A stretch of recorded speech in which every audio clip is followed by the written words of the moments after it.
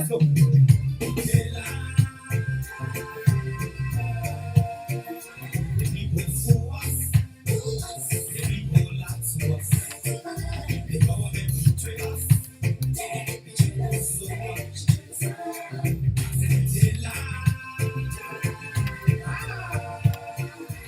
people fool us, the people lie to us, the government betray us. They can lie, they can steal, they will not. I said we tired with their lies, we tired with their promises that left us to all our damages. We tired with that speech they preach, indeed, and now you need to deceive us. The thing we saw, it frustrate us. So why can't you lie? Why can't you steal? Why can't you allow the citizens to be? See, we just tell you. That's why we go tell you. But you fool us, you screw us, you use us and little abuse us. So why? The government should lie. Why? But that's the question that we ask. They lie. The people fool us. The people lie to us. The government betray us. They betray us so much. I said they lie. The people fool us. The people lie to us. The government betray us. They can lie, they can steal, they go not. No one to trust. My people don't want to hope on. My hope that I have them broken. I'm telling you, brother. So where are the schools? Where are the roads? Where are the God that they say they were poor? But they too selfish. The people tired with their rhetoric. People tired, they tired. You see the reason why we ask why the government betray. They have enough for time, but they stay, they delay. People suffer. No work for people crying for hunger. Your vision and your mission, your intention to the nation, they poor. You got nothing to show. Nothing. So why? The government should lie. Why? But that's the question that we ask. They lie. The people fool us. The people lie to us. The government betray us. They betray us so much. They lie. The people fool us. The people lie to us. The government betray us. They can lie, they can steal, they go not go wrong.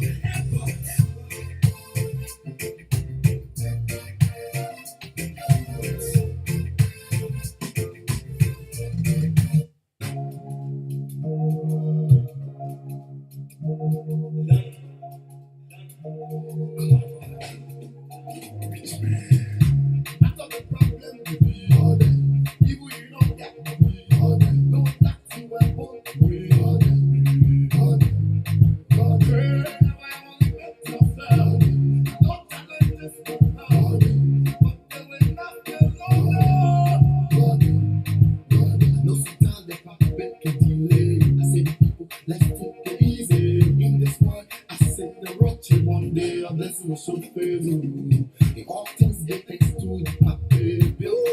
Don't ever lose it. Anything that I bring, just real. Go there, stay there, you right there, down there when I need it. No. Go there, stay there, you right there, down there when I need it. No.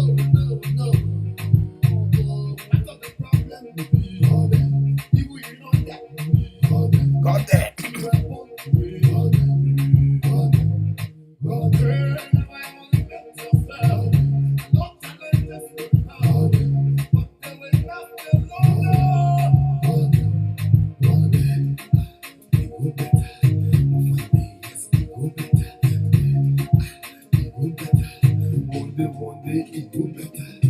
Anybody ask me how you do? The place say how you do? School teacher tell me how you do? In the service you will make it. Any challenges you will pass it. You enjoy your future. I thought the problem would be people you don't get.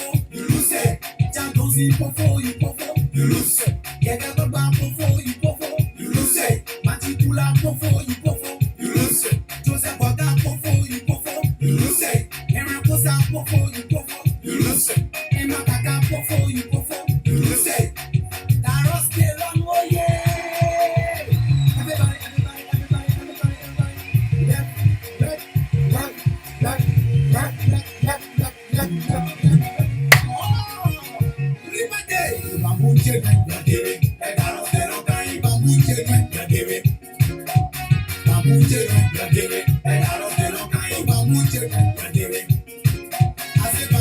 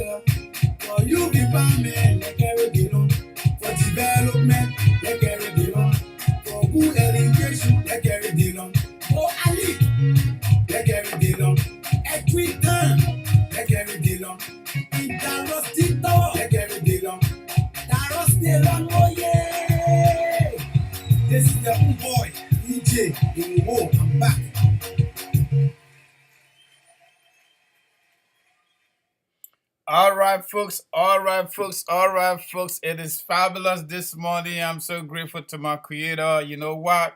I'm here by myself because AB is not well. However, we could not come out yesterday due to upgrade. We just upgraded to a new software, not really super new, but upgraded software, and it is becoming fascinating. Before we get to the topic this morning, we'll play probably two tapes. Mostly one from Ellen Johnson Sirleaf, former president of the Republic of Liberia, the Bananas Republic, and one from the most talked about lawmaker of our time, Honorable Yeke Yapaworo Koruba. But before we go to that, let me just reread the topics to you this morning, folks.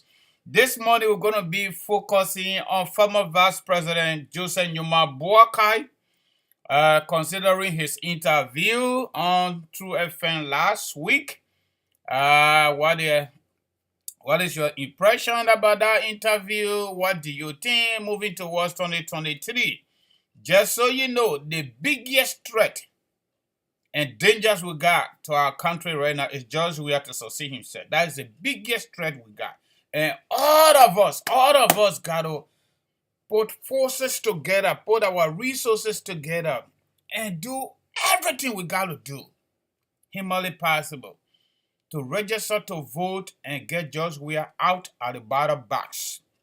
According to development specialists, especially at the level of UNDP, for the last 5 years, George Weah and his cartel members have been in power. Liberia had degenerated into backwardness. And the last 5 years, ending the 6th year, have carried us behind about 15 years when it comes to development. Imagine if we gave you another 6 years, that would be 30 years or more.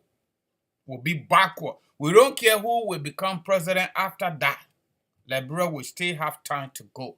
So all we got to do as citizens, regardless of where we are, we need to do everything humanly possible to get George Weah and his cartels out of the ballot box.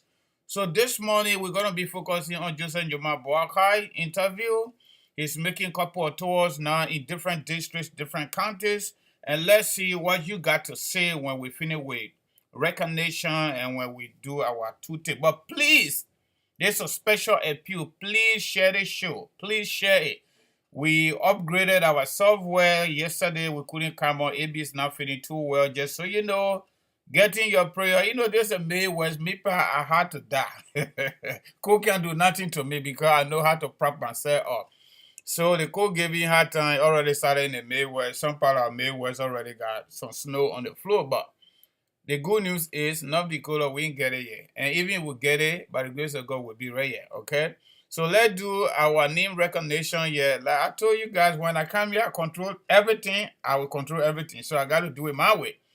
So we got our friend here. Everybody, first and foremost, work on the board. Okay?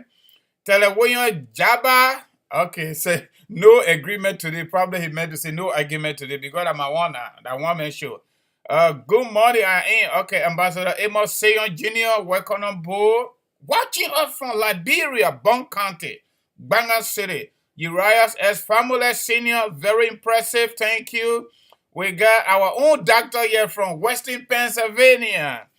Dr. Pade, welcome on board. We have not changed the schedule yet. The schedule is set at 7 o'clock. I just came a little bit early to test the system that we upgraded. So that was time still remain the same.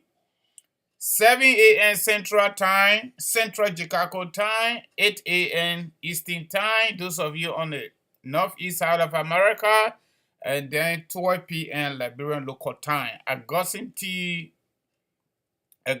Musa, welcome on board. Who next we got here? Felicia David, welcome on board. Mary David, welcome on board. Oh, woo, traveling. Okay, that's great. We wish you safe travel. All right.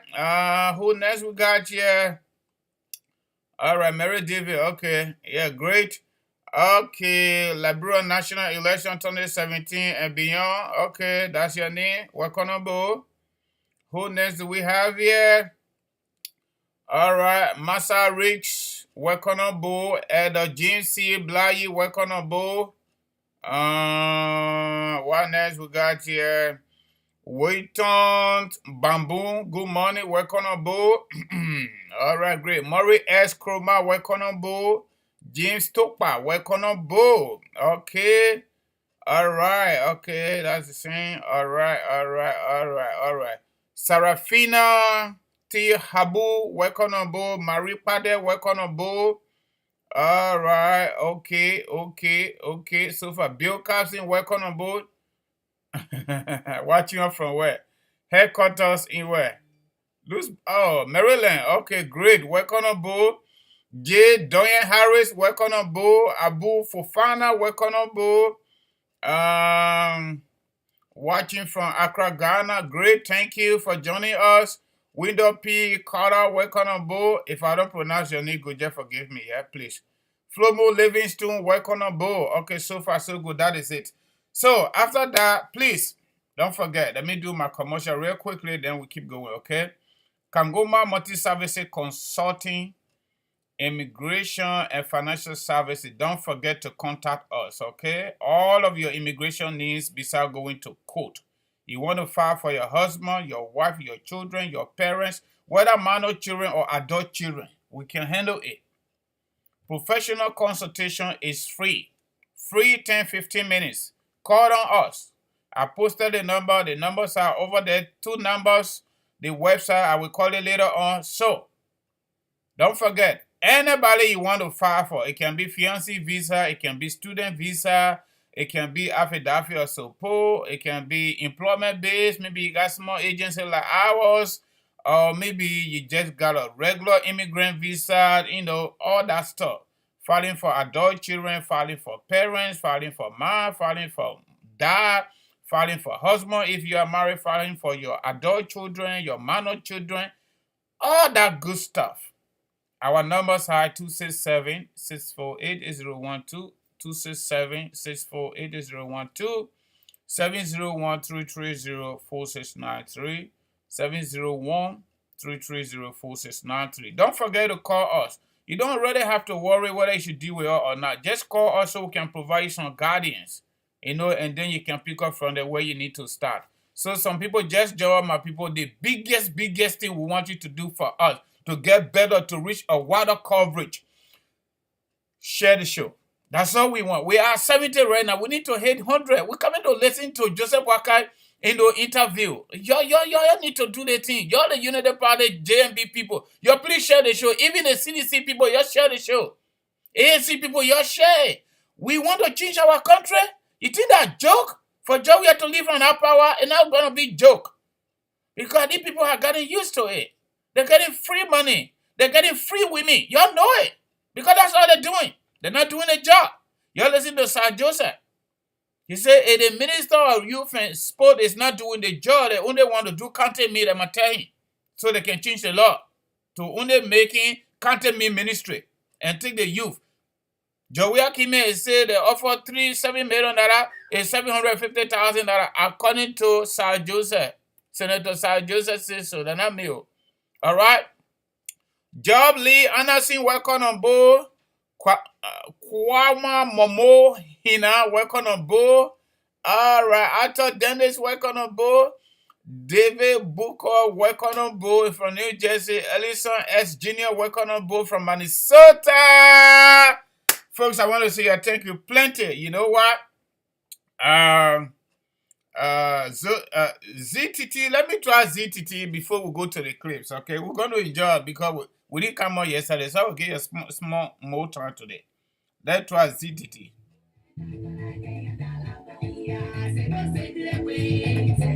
Traditional music.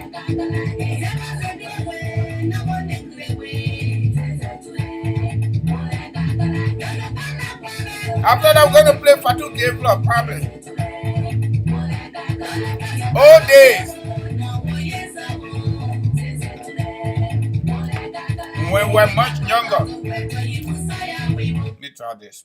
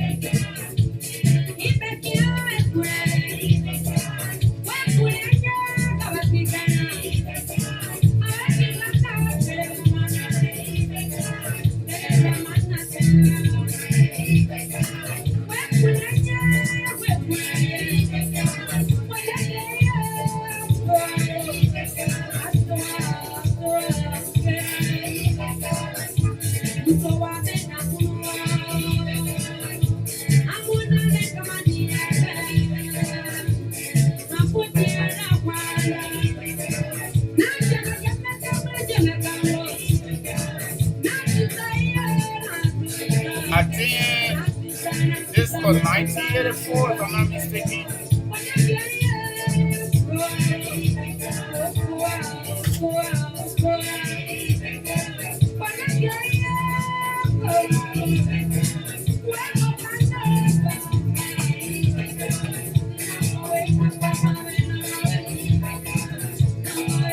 Old school, old school, old school, old school, old school, all the way. I'll get a visiting money.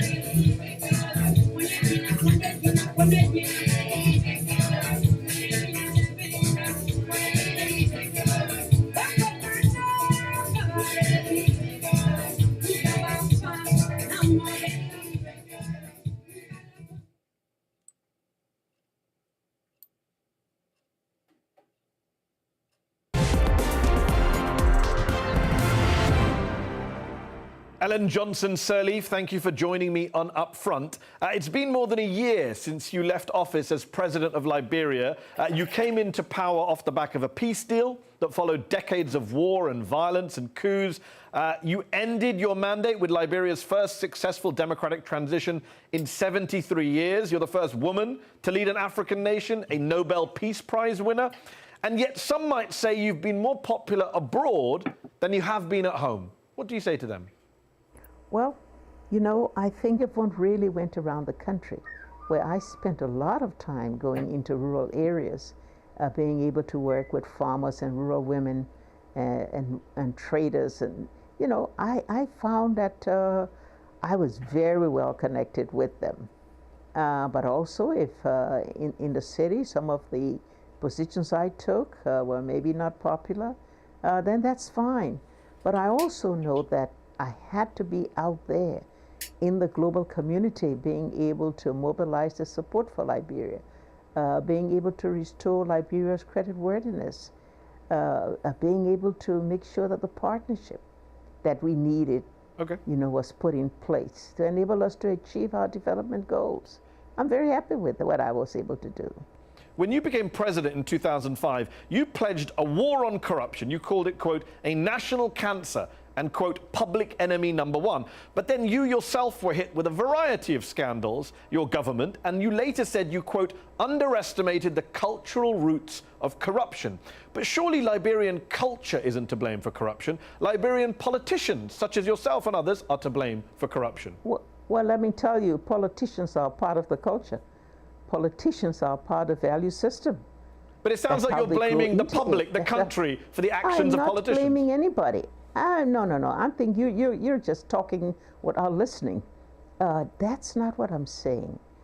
I'm saying dependency, dishonesty came part of the Liberian culture over the many years of deprivation. The institutions to fight corruption were not there. You mentioned the institutions, and yet you did have an independent corruption watchdog, the General Auditing Commission, which found 20 government ministers, accused 20 government ministers of corruption, and you failed to prosecute any of them. Why? Well, let me tell you something. All of those reports were sent to our Liberia Anti-Corruption Agency.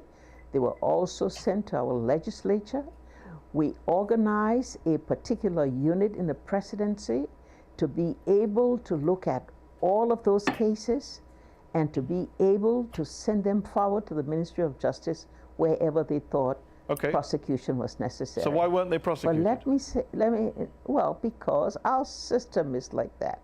If you want to really understand Liberia, you need to dig a little bit deeper. You need to understand our culture, our values, our systems.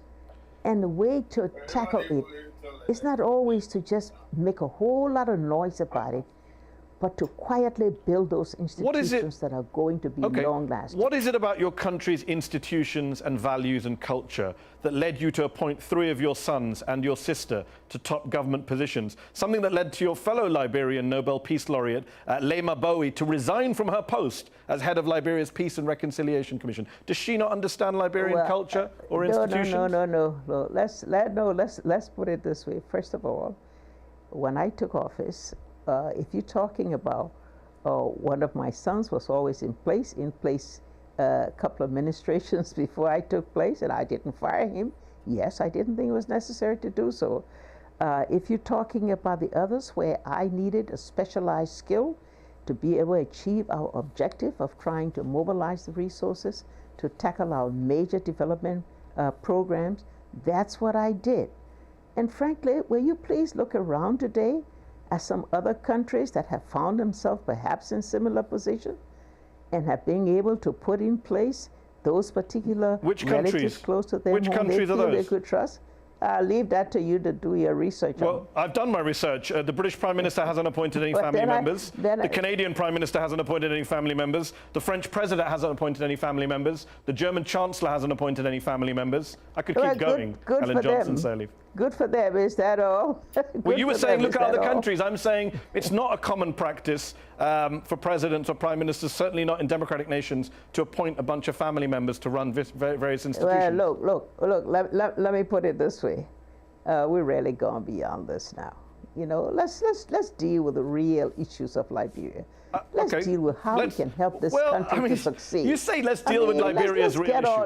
No. You said you appointed family members for specialized skill sets. Your son, Robert Sirleaf, was appointed chairman of Liberia's national oil company. That company went bankrupt and 30 to 40 million US dollars disappeared. What special skill set did he bring to national oil company? No. First of all, let me just say, what you just said is a blatant lie. L-I-E, lie. You go look at the records. There is nothing about that company going bankrupt. So there were no problems at all at National Oil Company? The National Oil Company ran into because the two companies that were trying to exploit for oil, ExxonMobil and Chevron, could not find oil. They pulled out, and that meant that this company could not continue. It's as simple as that. And the record is clear on How about the Liberia Central Bank? You appointed your son Charles Sirleaf as deputy governor there. You suspended him. You suspended him for failing to declare his assets. And 2 months ago, he was ordered to be held in jail while awaiting trial for having unlawfully printed local currency worth tens of millions of US dollars. Did you know he was doing that? Well, I didn't know you wanted to have an interview just to come out with outrageous statements. I mean, I'm confused. Was he not? Should never, no. I thought you. Hold on, has he not been held in jail? Is that wrong? Has he not been held in jail? That is not true. That is not true. He was unjustifiably, illegally charged. But anyway, so he was charged. I mean, that's your opinion. You're his mother. Obviously, you're not going to agree with the charges. I'm just asking you to comment on him being held for trial. You're saying that didn't happen. Please. No, you're not. No. What you're trying to do is showmanship now. That's what you're trying to do. We don't need that. We need to have a civil exchange. I'm very civil. I asked a very simple question. You accuse me of making up things. I haven't accused you of anything. I simply asked, your son has been ordered to be held in jail while awaiting trial for having unlawfully printed local currency worth tens of millions of dollars. What's your reaction to that? There's nothing uncivil about that question. Look, our system requires that when we have a case under the jurisdiction of the court, we're not supposed to talk about it until that matter is settled by the courts. So you're trying to make me do things that are not right and not legal. Please don't do that. Okay, how about what happened on your watch? You suspended him for failing to declare his assets. Am I lying about that as well? Oh, I did what I felt I had to do. You have to realize how I ran. That's how I ran the government. That's what we tried to work out here. That's what our viewers want to know. How did you run the government? You appointed family members, suspended some of them. Just wondering how that works. Of course. Oh, well. That's a valid question. I don't think you want a conversation. I do. I don't think you want a conversation because I'm asking questions that are very legitimate questions. I would ask any former president on this show about corruption allegations on their watch. The fact that they happen to be your children is neither here nor there. Nope. You're right. So you don't want to comment on anything about corruption. Okay. One of the other things critics line up against you for, you're criticized for your former support of Charles Taylor, your predecessor, who's of course a convicted war criminal. In 2009, you formally apologized for having stood behind him. That same year, the Liberian Truth and Reconciliation Commission made a set of recommendations saying that a compensation scheme should be created, a dedicated war crimes court should be set up. You never took action on those things. Why not? We have moved beyond the Charles Taylor story. We have moved beyond all of those bad things that characterize our country. Liberia needs peace. Liberia needs civility. Liberia needs to claim a future that's devoid of all of those things that have kept us down, that have divided us, that has created problems for us. Well, isn't that what truth and reconciliation is for, to get past division? Truth and reconciliation has been gone to the courts. It's left the courts. It has transformed into a palaver hut. And it is ongoing. That process has started. And ongoing. The process of contrition and forgiveness. all of that has started, and so I don't But you care ignored what the you actual say. Commission on Truth and Reconciliation, which also accused you of financing and forming, quote, the warring factions in Liberia's civil wars. The report said that people, including yourself, should be banned from occupying public office for 30 years. Really? But then maybe you're not up to date on what's happening in our country. Maybe you forget that after that came out, I won 2 elections. Because you ignored the recommendation that said you shouldn't be allowed to run for office. No. That went to court. You see, you don't have enough information for the things you say. Okay. That's really unfortunate. Okay. This matter went to the courts. I didn't put it there. It went up to our Supreme Court, and a decision was taken. You cannot, this body did not have the legal powers to be able to judge people without giving them right of self-defense. It wasn't my case, it was somebody else's case. If you just take a little bit of time to understand the truth and the facts, then you won't have to say some of the things you say. Okay. It's not true then that the recommendation was for people not to run for office for 30 years. I just made that up. Well, again, you totally missed the point. Okay. We'll have to agree and disagree what the report says. People can look it up. One last question. You're one of the few African leaders to have led a peaceful democratic transition. When you look at the state of democracy in some other African nations and see how so many others, Libya, Zimbabwe. His name is Representative Yeke Koluba. One of the primary reasons why I call you here is that a lot of us, including me, we are concerned about your recent pronouncement with the formulation of a new group. I see you bear it. I don't know the name of the Opposition Protection Unit. Protection Unit. The Opposition Protection Unit. You see it? So, I mean, all of the vests. Yeah, all of the vests, and were printed from where all in Liberia. Opposition Protection Unit. Yes. OPU. Yeah, and you see me in my beret, right? Are you going live for the people to know? Yeah. Okay, I hope that 419 thing there. I hope you're going live. Like everything you want me to apply, even the lie. You see some of my people, right? They are in the beret. So why did you form this group? The president said no security. You think I'm going to say about to kill me? 2023 will be more. It will be worse than what happened July 26. This and it will be protecting our political leaders and protecting our supporters and the Liberian people. And don't take it for a joke. The Liberian people, the police are here. Where you go, start making fun of them. We are going to train people for self-defense. I'm a former police officer. Riot control. I did riot control at the police academy. I am one of the instructors. We started already. We started doing our physical fitness. We got some martial art people, trying to train our people. Master day martial. I'm a second day black belt holder. Where you go where? Where's the training? You will be invited on our second training day. So you have had a first training? We had the first training, and the people that will train already, those are some of the people you see behind me. We have started the training with the first 50 men. Because one of the people said, until you can be tracked, we'll protect ourselves. Oh, you think I'm joking with it? And I said, nobody can ask me why you wearing a vest. Nobody's supposed to ask me. Do we have security in the country? The president said the security is no more. Double, like in the Zin house. Lopu, Yama, like in those Zin houses. She look for generator to post CCTV. You know what I mean for the president to come down low? Into you here. What are you here in the first place? Why are you? Look, I came on radio talk show to Hub FM. I was invited here. And I came to speak to the Liberian people. The president has endorsed this group. He said we should provide security for ourselves. Exactly. You understand what I'm saying? I'm just told that the joint security is scrutinizing your statement that you're going to establish. The scrutinizing is still not open doing. Are you not afraid? Afraid of who? Arrest? Yes. What are they waiting for? Honorable Koluba, one day you might be a picker in the street. Oh yes, I want to be picker in the street for the Liberian people. Why they can't come now? You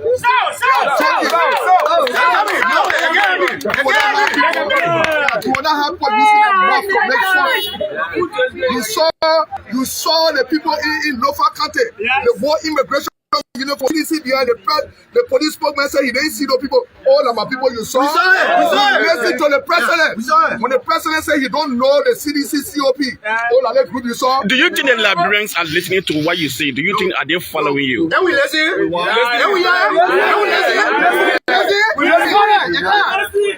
We want to see we want to say to this president, you were elected to govern this country. Yes. You were not elected to be selective. Yeah. When you become selective, that will happen. You know how long it took the president to make one statement to say arrest? After the chain was being brutalized, it took him 6 days. It's better late than never. Mr. President, to hell with you. You are always bitter with this president. Because of the way Are you you're frank? dealing with this country. Do you talk to him sometimes? Are we being treated fairly in the country? No. The people are hungry in the country. No. He wants to create a situation where he can be re-elected. How are you going to maintain the 1,005% or 2,005 you're talking about? All the people are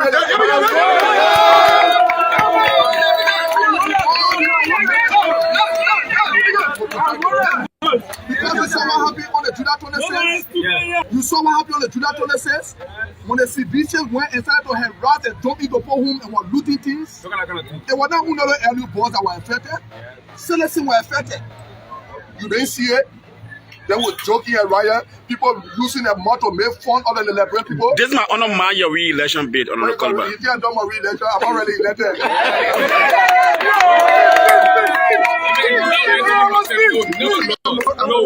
I'm worried about election.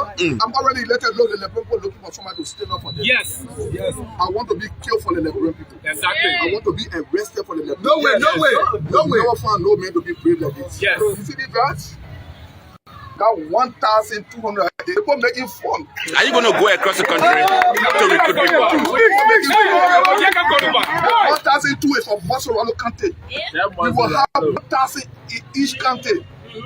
What they want to do to rig the election will bother with us. What mandate will you give your men when you train them? What will you tell them to do? I want our people to tell this president that he was elected for all, not for seditious. We are all human beings. If we didn't vote for you, that doesn't mean we are not Liberian. We are Liberian, right? So provide security for us. You can tell us, Dabo, but go to West Point, put CCTV to our house. What's the stable calling you got for Dabo to put CCTV to our house? Hey man, let's stop the joking. Let's stop it.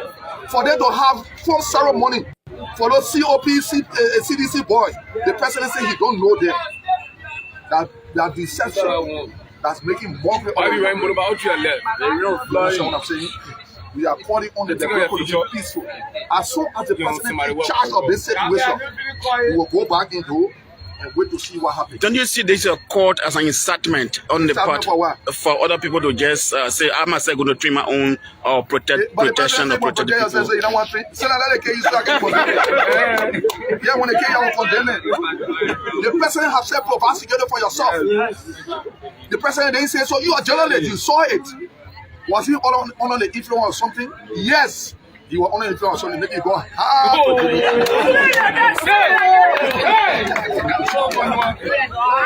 You need to stop. How long are you going to continue on this advocacy? As long as Ambassador, we are refused to provide security for the Liberian people, we're going to provide security for ourselves.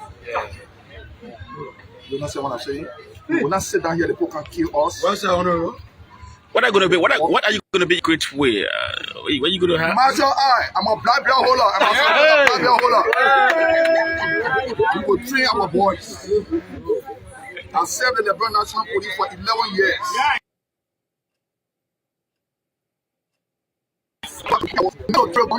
Self-defense. Self-defense. I'm sure your colleague who are staying in the force can sometimes call you to tune down your volume. No, let me tell you something. Election was held today. All the police people work against Ambassador. True. Even the SS people. Do they tell you that? Hey man, I don't have to tell you what they tell me. Look, when I was in the police, Patrick Sulu, the police director, used to ride the back of my pickup. He used to tell me, yes sir. He was our filing clerk. So you don't know operation, you don't know policing. But you know, they say, well, who know you will take you here and what you know will make you to stay. As a legislator, and then you are on the side of advocacy, you have the masses behind you. What is the difference between you being a legislator and being an advocate that you're doing now? But we are elected to advocate for our people. Lawmakers should be an advocate. That's not my job to go sit down with Natalie Magay and be friendly with him before he can't be rowing my district. My job is to say, Natalie Magay, you are eating coke, boy, you know how far that I use the money district number 10 like they do it. You think I will beg them to go do job in my district? Do you have contenders in district number 10? I'm told the CDC will be supporting the current Inspector General of the Ministry of Commerce, Josephine Davis. You think fishing contact in district number 10? How come you would not see up any kind of fishing contact? What do you mean? No, we're not doing bleaching contact in district number 10. What do you mean? District number 10 is a serious place. District number 10 is the most popular, the most respected district in the history of Liberia. Yes. As people that went to Lofa County, you saw when I went to grace my invitation that was sent to me by the Unity Party, right? To grace the convention, right? When they called my name, what happened? The whole place go, wow. Ambassador, we have thought nobody could stand in his face. They harassed Eddie here for 12 years. They took casket around here, they put Joseph Walker and Ellen picture on casket. But we to our own year, you complain? You think we can talk casket? You making fun with him mouth. I want to say thank you. Thank you, Papa.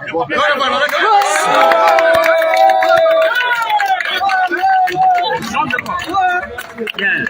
So this is focus on Liberia. We just bumped into Honorable obnoxious. The best Solomon George coming down very hard on the Minister of Finance, Samuel D. Jr. But folks, the time is set, the die is set. It's exactly 9 o'clock from when I sit in this pretty studio here in Painesville City, outside of the nation's capital. This is the True Breakfast Show. And of course, we are about now to bring you this presentation, the second segment of the True Breakfast Show with the former Vice President of the Republic of Liberia, His Excellency Ambassador Joseph Juman Boykai, and that of the Mayor Oni Rawa in studio too. Let me link up with Oni Rawa with no time to waste. Good morning. Thank you so much, Stephen Cole. Like I said, good morning again. Welcome to the last segment of the True Breakfast Show on 96.1. Good morning to those of you relaying us from Bapaloo, River says Truth 96.1 in Saclay, PA, and all of the online stations, SKTV across Africa, Providence TV, Real TV, carrying this broadcast live. Good morning to the folks of Liberia. The love of liberty met us here. My name is O'Neill. It's a privilege to have the former Vice President of the Republic of Liberia, the stand-up director of the Unity Party with me, sharing breakfast straight up to 10 o'clock this morning. Good morning to you, Ambassador Joseph Boykai. Good morning. Happy to be here. Great seeing you. You look good. How you doing? I'm great. I'm great. Very good. How is the Unity Party and Joseph Boykai? Unity Party remains united, and Unity Party is moving forward, making every effort to grab state power in 2023. Wow. Making every effort. Every effort. I mean, almost 6 years now since you got defeated in the runoff election to a coalition for democratic change. Is the Unity Party ready for 2023 general and presidential elections? Yes, Unity Party is even more than ready. And we talk about 2017.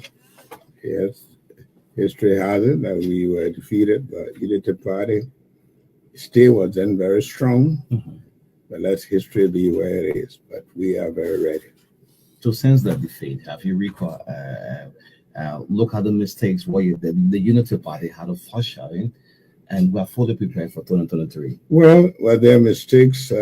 Maybe history will judge, but we know what happened, and we are sure it will not happen again.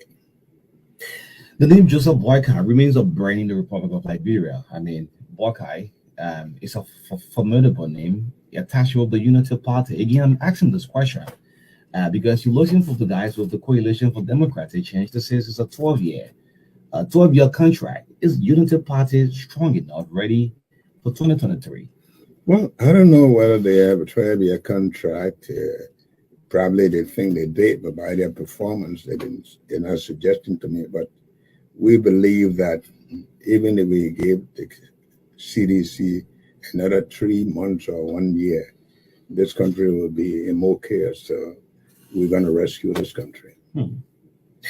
Well, when it came together as collaborating political parties, Liberians across the country, across the world, believe that, yes, this is the best of team.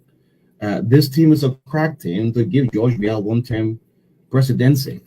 The team hold together was strong, won couple of senatorial seats in Montserrat and that of Ambassador as a collaborating party. Was there any regret that the collaborating political party had to How to separate? You pull out of it. Regret, yes, because when you come to something, you come there with your mind and you want for it to work.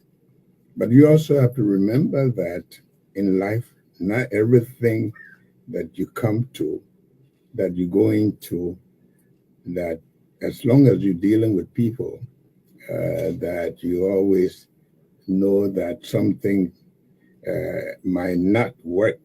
So in life, you come out, when you plan, you also plan for a possible outcome that you may be able to live with. So we had a very good purpose in mind to come together, and the public was on our side. Mm-hmm. But we found out sooner or later that there were forces that were working against it, and sometimes it's good, you know, how soon to throw in the towel. Mm-hmm. I always say the U.S. went into Afghanistan, put in everything. When they knew that it was time to throw in the towel, they did it. So sometimes it's good to salvage and then move on to something else. Now the question: can you do it on your own? I mean, we're stronger together. Probably. Every time people divorce from one marriage, they look for another wife, right? So it's not in the absence of a partnership. We are building a coalition that it will be reliable, that will be trustworthy, that will be committed to the cause of the Liberian people, and we are doing that. Members of the opposition bloc have this internal wrangling. I mean, it's a normal thing within political parties. The ruling establishment could relax and say, yes, since they're having the internal problem, well, we'll just give them a one shot in the election. It's a misjudgment. They probably will be mistaken.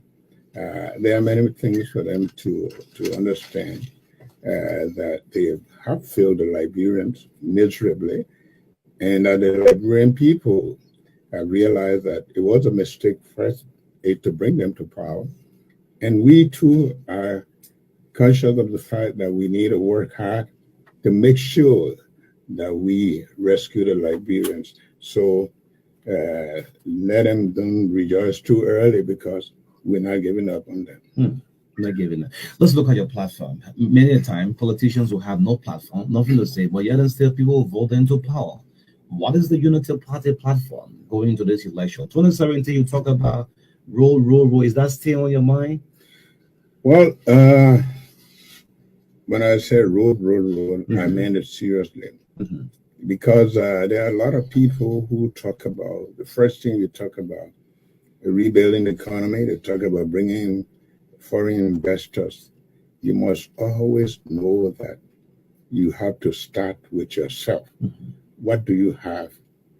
God has given us beautiful country, land, and so I've come up with a catchword that says arrest, meaning that we have to look at agriculture reform. We have to look at roads that are very crucial to development.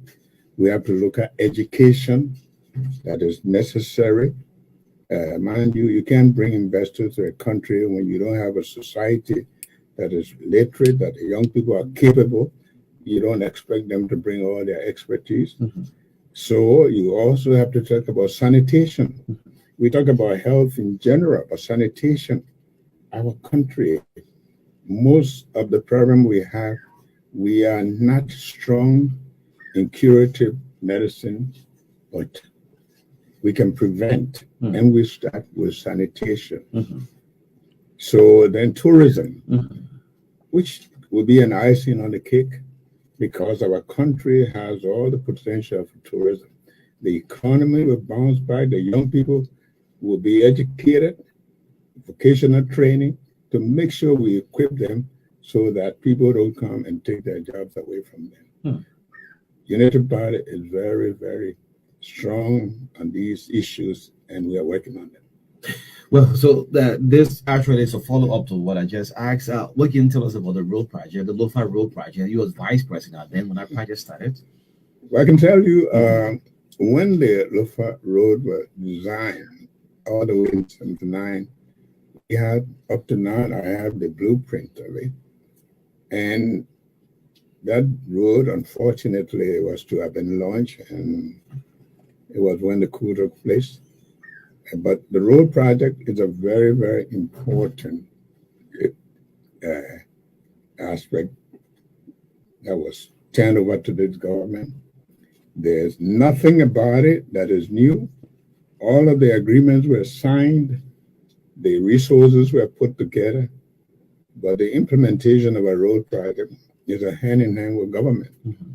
The government had to contribute as a counterpart.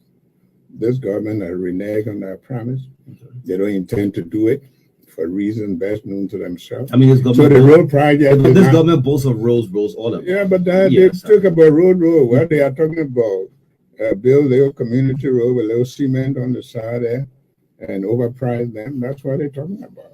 Then this government, everything they do it to get something out of it. I mean, the president refers to himself as the bad road medicine. I guess you heard that.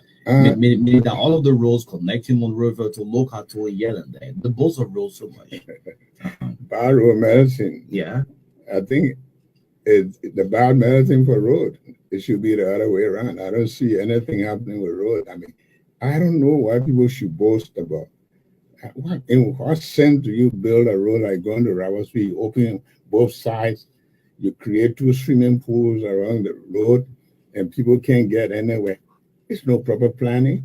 It's not with the people in mind, especially in a country where we already don't have roads. You go open up and you say you buy road medicine. When you drive around Monrovia, what do you see physically? I mean, you drive around Monrovia, Painesville, Garnetsville, just everywhere. What do you see? It's miserable. It's miserable. I have a farm in Burma. I mean, to just get to Tottenham Bay. Right now, I hear people have to pass through demand, leaving the main roads. I mean, I can't understand. People live in a country. You have people. And there's no way. I mean, most of the time, I tell people, Monrovia is not the streets are not congested. The problem is that you can't even see a police to know that the traffic jam is not traffic jam. That ahead of you, nobody is there because it's like things are just running themselves. Nobody cares. That's what you see in Monrovia. In fact, even if you are an investor, all you do come and look in the streets here, and you see that that's not where your money should go. So what runs to your mind, Ambassador White? I drive in and just having this kind of view, what comes to your mind? Confused environment, disorganized people.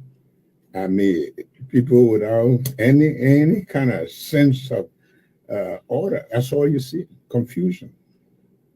Many of the time I listen with all of what you said, opposition still, this government still boasts that they'll beat you at the ballot bags. I mean, yes, you can say all what you want to say. When we go to the ballot bags, will we get defeated? Well, let's make sure we make it transparent. We make it so that elections are free, fair, credible. That's what the fight is about. Make sure that the playing level field is created. And let's see, this government would never come back to power. You sure about this? I'm very sure. Back to the question: can the Unity Party do it on their own? I mean, Liberians saw the Unity Party is not working. The CPP holding together. Was a tag team. Hundreds of thousands went to the street. You had a senator in Monserrato, Ambassador. That was a formidable team. Can the Unity Party do it on still have it in place? Unity Party is not going into it alone. In fact, Unity Party, it doesn't matter having people that you trust, that you can work with, people with real commitment. And that's where we are. Unity Party, as you will follow up, you'll find out that we are more prepared than you're thinking. So you left the CPP, so the president is dancing everywhere as well. He goes to the stage and dances. Everything is okay. So the opposition, what has happened? I mean, Liberia is so concerned. The president dances without any plan. I mean, dancing and enjoying himself is part of him. So he's not dancing because he knows something is working. We're not worried about that. What I'm telling you is that Unity Party is not only intact, but we are collaborating. As you follow, you will see that collaborating. Oh, yes, we are. You are working. You left another collaborating We partner. are collaborating. That's the general term. The family you was with Ambassador Boy, I mean, it was a good one. Now you're looking for new probably you don't know it all. You know, you don't know. You don't know. You're not in the shoe. You don't know. I think you don't know what was working against us. Okay. We are talking about realigning ourselves for a better delivery, and a very strong one. Very strong. Very strong. Stronger than you probably know. The first one you were into. The first wave you hired was the a big one. She was a caring wife. She took care of the family and every other thing. One, let me let you know, the first one, probably only 1 out of the 4 that dropped out. And the 1 out of the 4, with all due respect, they were intended to drop out and they drop out. We are working very seriously to make sure that this time around, we are on track with the right people. Respecting the rule of law. We saw you appear on the grounds of the Temple of Justice. Was that regrettable? Well, I'm glad you asked this question. The first thing is, I never wanted a court case to start with. Secondly, I never wanted to appear in court. But we talked about the position. They were supposed to come to interview me. But everybody, the Solicitor General, everybody said you have to go to court. Am I supposed to be seen as not respecting the courts? I couldn't say no. As much as I tried not to, everybody said you have to go. And who was going to say, yes, somebody want to run to be president and doesn't respect the courts? I went there to respect the court. Did you think I wanted to go and sit 3 hours to be grand? I mean, for more than 4 days? I mean, all your life. Not that I wanted to, but the law is the law. We respect the laws of our country, and I respected the court. That's why I went there. Not necessarily to go testify against Cummings, but I went there to respect the courts. And the regret, in the form of regret? Well, I can't call it regret. I did what I was supposed to have done, what they wanted me to do. It's unfortunate that we had to end it our way, but again, I didn't take him to court, but I was required to be there as a witness, and I did that. This ruling establishment will always say, Ambassador Parker, it's about time you say goodbye to politics. Probably the fear is there. What can you say to this? Many times, the social media, the Ambassador Joseph Parker, you should retire from politics. Those who are asking me to retire, those who are afraid of me. I'm in this country. I have a mission. I'm not into politics because I want to go there to make money to do that. I know that I have a purpose. This country needs to be liberated, and this country needs somebody credible, somebody that people trust, somebody with proven evidence of performance, and we're not going to let it go. Constitutionally, we are not barred from running, and the people want us to do so, and we are there to serve the people. I saw you might get over the weekend in Kakata. I mean, you started moving already. I can say it's a pre-campaigning, but at least you're now reaching out to the people. Yes. What are you doing in Kakata, Margibi? Well, you know, I went there by invitation. The people of Margibi, the ALP, had asked us to go there so that they can endorse us. And so we went there. And so was it. What message do you take to them in the midst of all? The message of hope, to tell them that, yes, you have made a mistake, but that mistake can be corrected. The Liberians are suffering, but don't throw in the towel. The future is still there for you, and we can, with the help of God, make that future possible with you. Let's go back. This is actually with the platform now. Let's look at your plan for the improvement of education in Liberia. A couple of years ago, former President Malan Salif termed our education system as a complete mess when we had a massive failure as an entry exam at the University of Liberia. What's your plan for the improvement for quality education in our country? Quality education, we have to know that most people believe that putting up a building is a school. It's not a school unless you can have good trained teachers that you pay reasonably well, and also you have to have a system where you don't have the young people. I know I'm in the studio. I'm impressed because the studio is proper for what you're doing. Okay. You go to our classrooms, what do you find? The students sitting on the floor, no blackboards. It's not talking, it's making sure that it happens. And believing that the quality of people you produce will be the quality of country you will have. So investment in the education, improving the learning environment, making sure you have trained teachers, making sure that the young people that go to school know in our country that some of them go, like I went years ago without breakfast, that they should be the total human beings have to be. There are schools here without laboratories. And you're not just talking, you're talking about investing in your people. Many years ago, and I hope the Minister of Education way back there, or Edmonia was there, when I said, even for our high school graduates now, the college graduates, there probably be a need that we have an occasion to re-educate them, because when you say you got a degree, you got it to compete with the rest of the world, not just for your people. And so this is nothing to gloss over. You talk about roads again. If I send a supervisor to go to Lofa to go and supervise, can they get there? They can't get there. Nothing works without good roads. Schools will not work. Medical facilities will not work. Nothing works without making sure that the infrastructure is in place, that people can get to places they want to get to. Education is a must, and we have to take it seriously. No investor will come to your country believing that it will bring all the expertise. They must meet on the ground people who are ready to serve the program that they bring. So there's no compromise of that.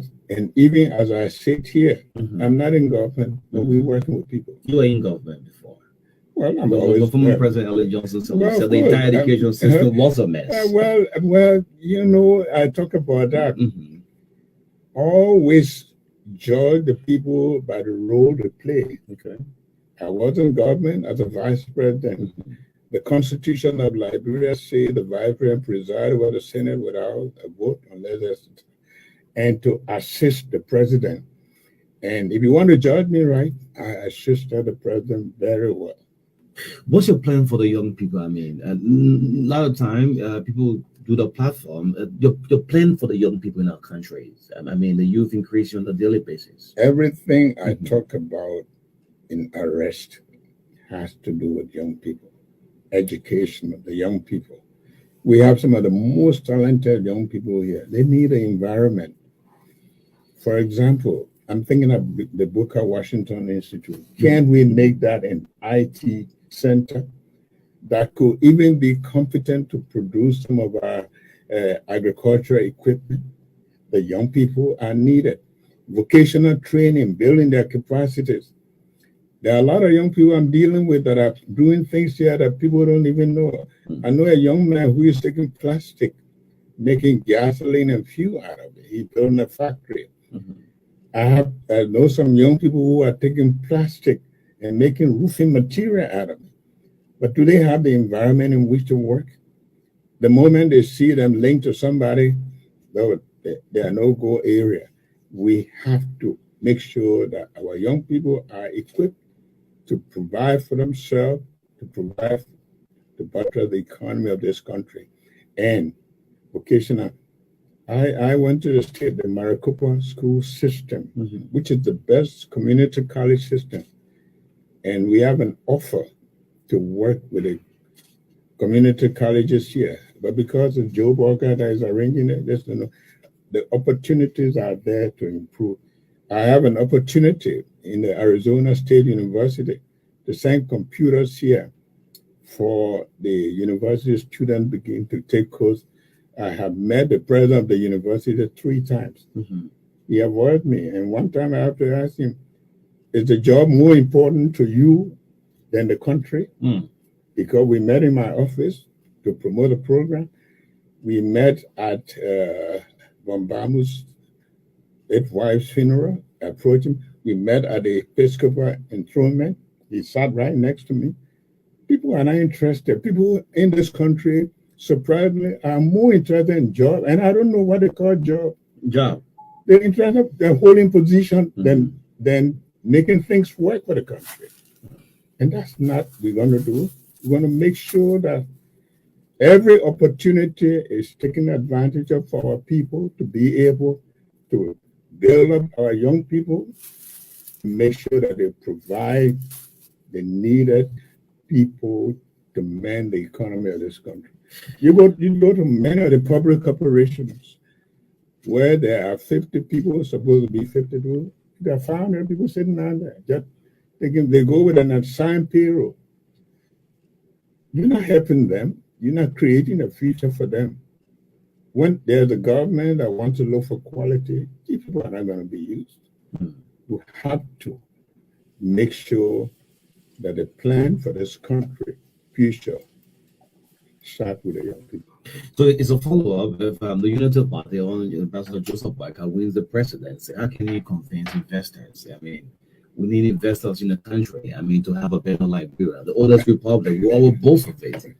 I already have at least things lining up. When I travel, I don't travel for myself. I don't travel. Every time I go out, it's for Liberia. And I can tell you the investors are looking for, I talk with power leaders, people that I'm friendly with, country that we're lining up. Liberia young people are going to be equipped. Investment is going to come, but the driving force will be the young people to lead this economy. Our most stable food is the issue of rice. And quite recently, we have this issue of rice, probably that got brought into a protest, and the media playing their unprofessional roles and condemn any form of violence. What can you do for most stable food under your leadership? Well, I tell you, when I was managing director of LPMC, we made sure that no rice went to Lofa. We bought rice. Why? Rice.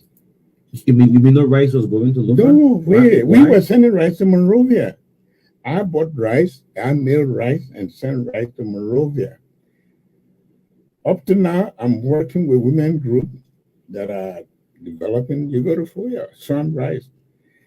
What the people need is empowerment. You're not going to go back to the rushing and taking the country. We got a lot of lowlands here that can be developed that I know. You know, I'm telling you, I'm the only person sitting down here who have had it all in agriculture. You're boasting of that. Very much so, because right after school, I went to Lofa. I managed an oil palm farm. I managed a coffee farm. We were doing nurseries in coffee, cocoa, oil palm, giving it to the farmers. I was buying cherry coffee and mailing it. I was also buying rice and mailing it, and we send it here. In fact, when I became managing director, the mailing facilities were near the port where Salibi is doing his flour mill. They used to bring cherry coffee to mail.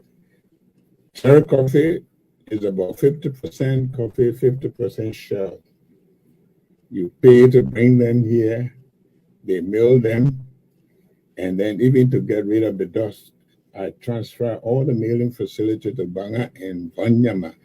The coffee dust that you have two of them getting rid of here, the people fight over it to make tobacco. Wow. And the company was saving about $250,000. But in this country, all they ask you, what a man did, well, you don't know what I did. And because you don't even understand you what see I that question as embarrassing. Say 12 years, you're vice president. What have Ambassador Joseph Boakai done so far? And you want the presidency. But of course, I mean, Joseph Boakai kept in his lane. I did what the vice president should be doing. Better than any other vice president have done around here. 12 years. 12 years. Have you heard the saying that say you'll pack like an old car? Does that saying disturb you? Yeah, you know, the Liberians, they can misunderstand everything. You ask the same question, what will you do as president that you couldn't do as vice president? I said, you want a race car, put it on the racetrack, not in the garage. You couldn't do a vice president. You know very well the African politics. If you are trying to do something to outshine the president, the very people that will say, you better take care of your vice president. Look like you do what you do, where you are, and how you do it. And that's what I did. For the law of power, you can't outshine the master. Number one. Well, okay, let's go back. Is Liberia getting better on the leadership of President George Weah? This government also of the roles, the hustle units, the free tuition at the state-run university. Is this government getting better the leadership of President George Weah? This government had always been living on falsehood. They came through falsehood and they live on falsehood. They try to appeal to people who are smarter than they are. Everybody in this country knows that this country is not just moving, it's moving backward. I've been around the lives of the people, more miserable. You ask anybody, is your life better than it was 6 years ago? The answer is not just no. It's no, no, no. People are living miserable. I mean, the condition of the people everywhere. You just look around. Go at your market. Go to the places, the filth in the street. I mean, but you're looking at it from here. I was in Lofa. Agriculture programs are not working. People can't even sell their commodities in Liberia. They got to go to Guinea. The people in Vahu have to go to Sierra Leone to sell there. Life is miserable. This government is performing miserably. I mean, they said President George Weah is the best president ever in our history. Of course. I mean, you've seen the housing units. You've seen the free tuition to still-run university. But you know the thing about it is that work without a plan and agenda, and you just jump and do things. But you know, they're appealing to people who are benefiting from what they are doing. The real people who are entitled to what they are doing are not getting it. There are no medical facilities that are working. You have the Fulton Military Hospital in the building. I mean, you can see. I don't know. I went there the last time. I saw a very nice edifice. Okay. I don't know how well it's functioning. You know, it's a matter of what works, what is not working, and what works from whom. 14 Military Hospital is not the most important hospital in Liberia. You go to other hospitals, no medicine, equipment that are not working, no electricity. A bulk of the people who live outside Monrovia, what are they having? Nothing. Well, folks, you're listening out to the True Breakfast Show 96. We'll have former Vice President Joseph Yuma Boyka live with us, and that of he's the standard bearer of the Unity Party. Let's look at this issue of corruption. Almost 2 months ago, our Speaker Ayla brought on what we call the Manisky sanction, censuring 3 of our public officials. What stands on the issue of corruption? If Joseph Boyka wins the presidency, what is your stand on the issue of corruption? Well, you know, corruption, you start in all of life, and you start yourself. I know I have worked for government. I know I work for institutions. And I've always believed that in these jobs, you know what is yours and what is not yours. When people come to a job believing that because I'm president, everything is mine, or because I'm minister, then you're not in public service. You're there to serve yourself. Impunity is what driving this country. People believe they can do anything and get away with it. And as long as people do things and get away with it, and nobody, who's going to suffer? The people, and even including all of us. Because if money that is meant for road is taken, maybe 25, 50% taken ahead by the leadership, and then of course that road is not going to be completed.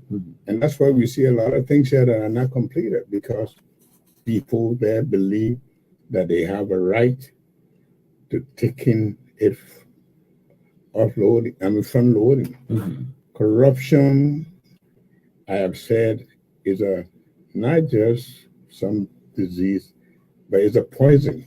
Anything it touches, a poison. It's a poison because anything it touches, it destroys it. I mean, we executed people on the polls for the same corruption, yet and we still live. Well, I don't know.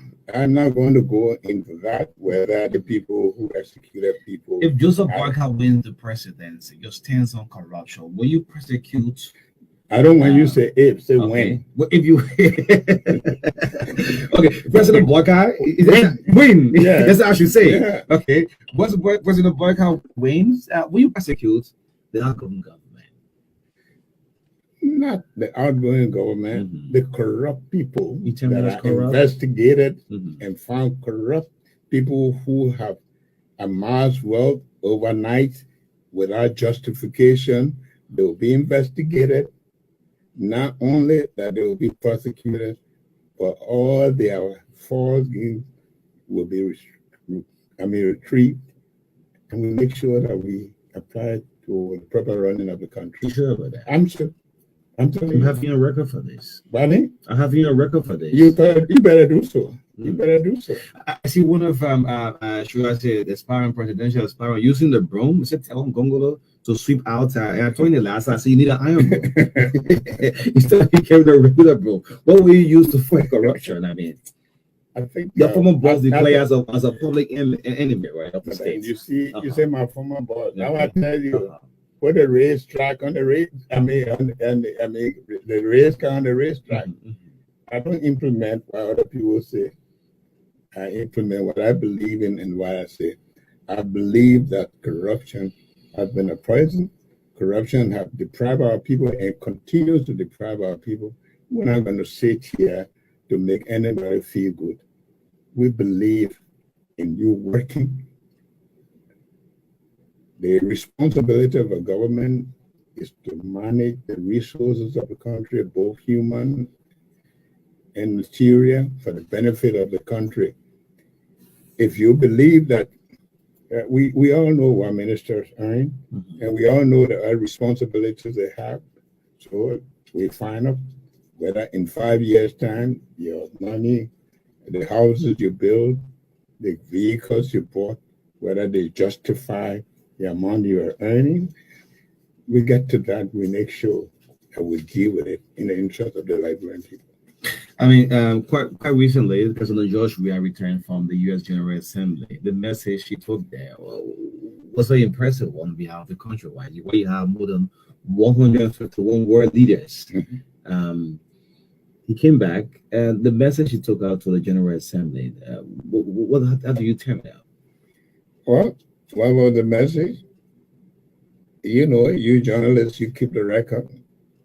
Yeah, we have brought a message, except for the fact that he had some fake photos that you say he took with world leaders. You think that's a fake photo? I mean, as you can I say he had a professional dinner. We all know that at the end of the General Assembly, I attended 3 times as vice president then. And you always have photo audience. It's a regular photo. It's a regular photo audience. Not with me going to the White House and being received there by Obama and entertained. And that's a different thing. You're talking about, so the photo was of President Weah and Joe Biden. I mean, it's a makeup photo, that one. Well, I don't know. I'm not a judge, but I'm sure it was not a photo that was organized. I told you that I went to the White House, and I went there I was received by the honor guard, and that's not the kind of photo you're talking about. The general photo, the U.S. president, right after the speech, they have photo audience, they have Sabina for the guests.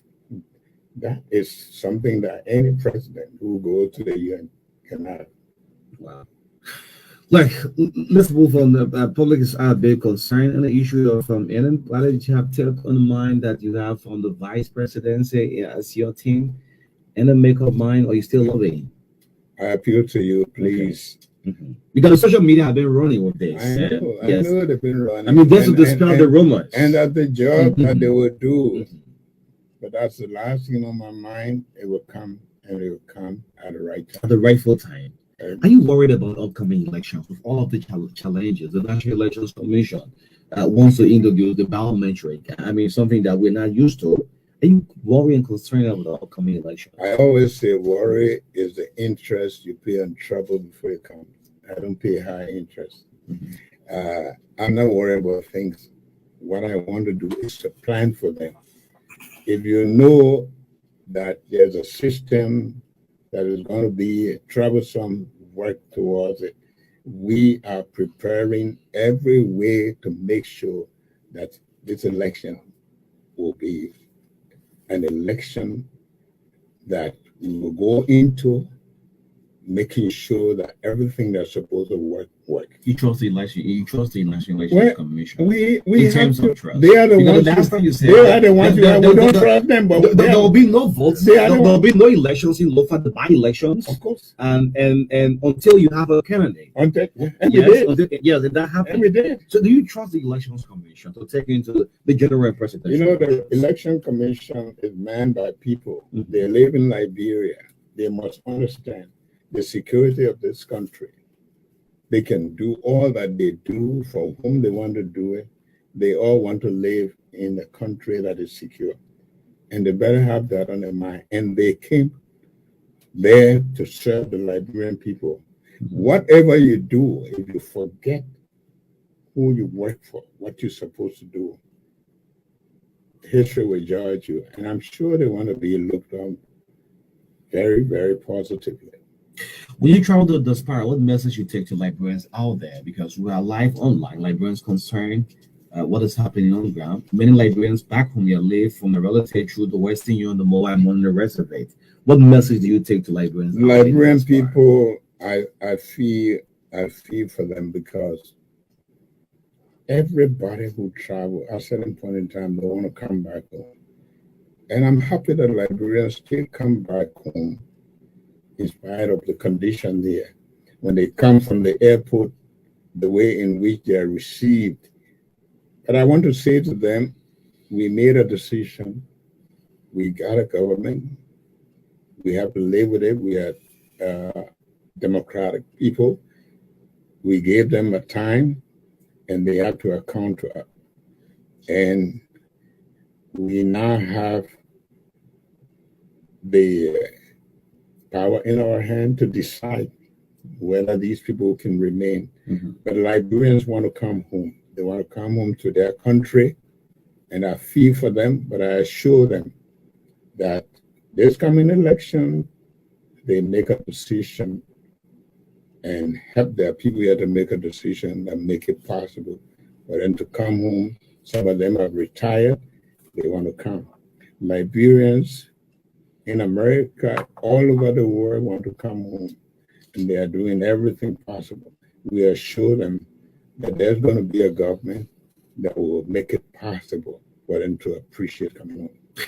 Well, your 100 days work as president, like you said, I should refer to that. Your 100 days working. Let's look at your 100 days in office. I have said originally that the first 100 days, no vehicle will get stuck in the mud in this country going to country. In the mud? I mean, part of the reason life is miserable in our country is access to possible.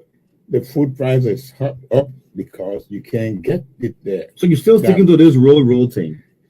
This government boasts of building roads, and you still with the same platform. So probably you're going to quit later. They pick it up, they misinterpreted it. They thought when I was talking about road, I was talking about Miami.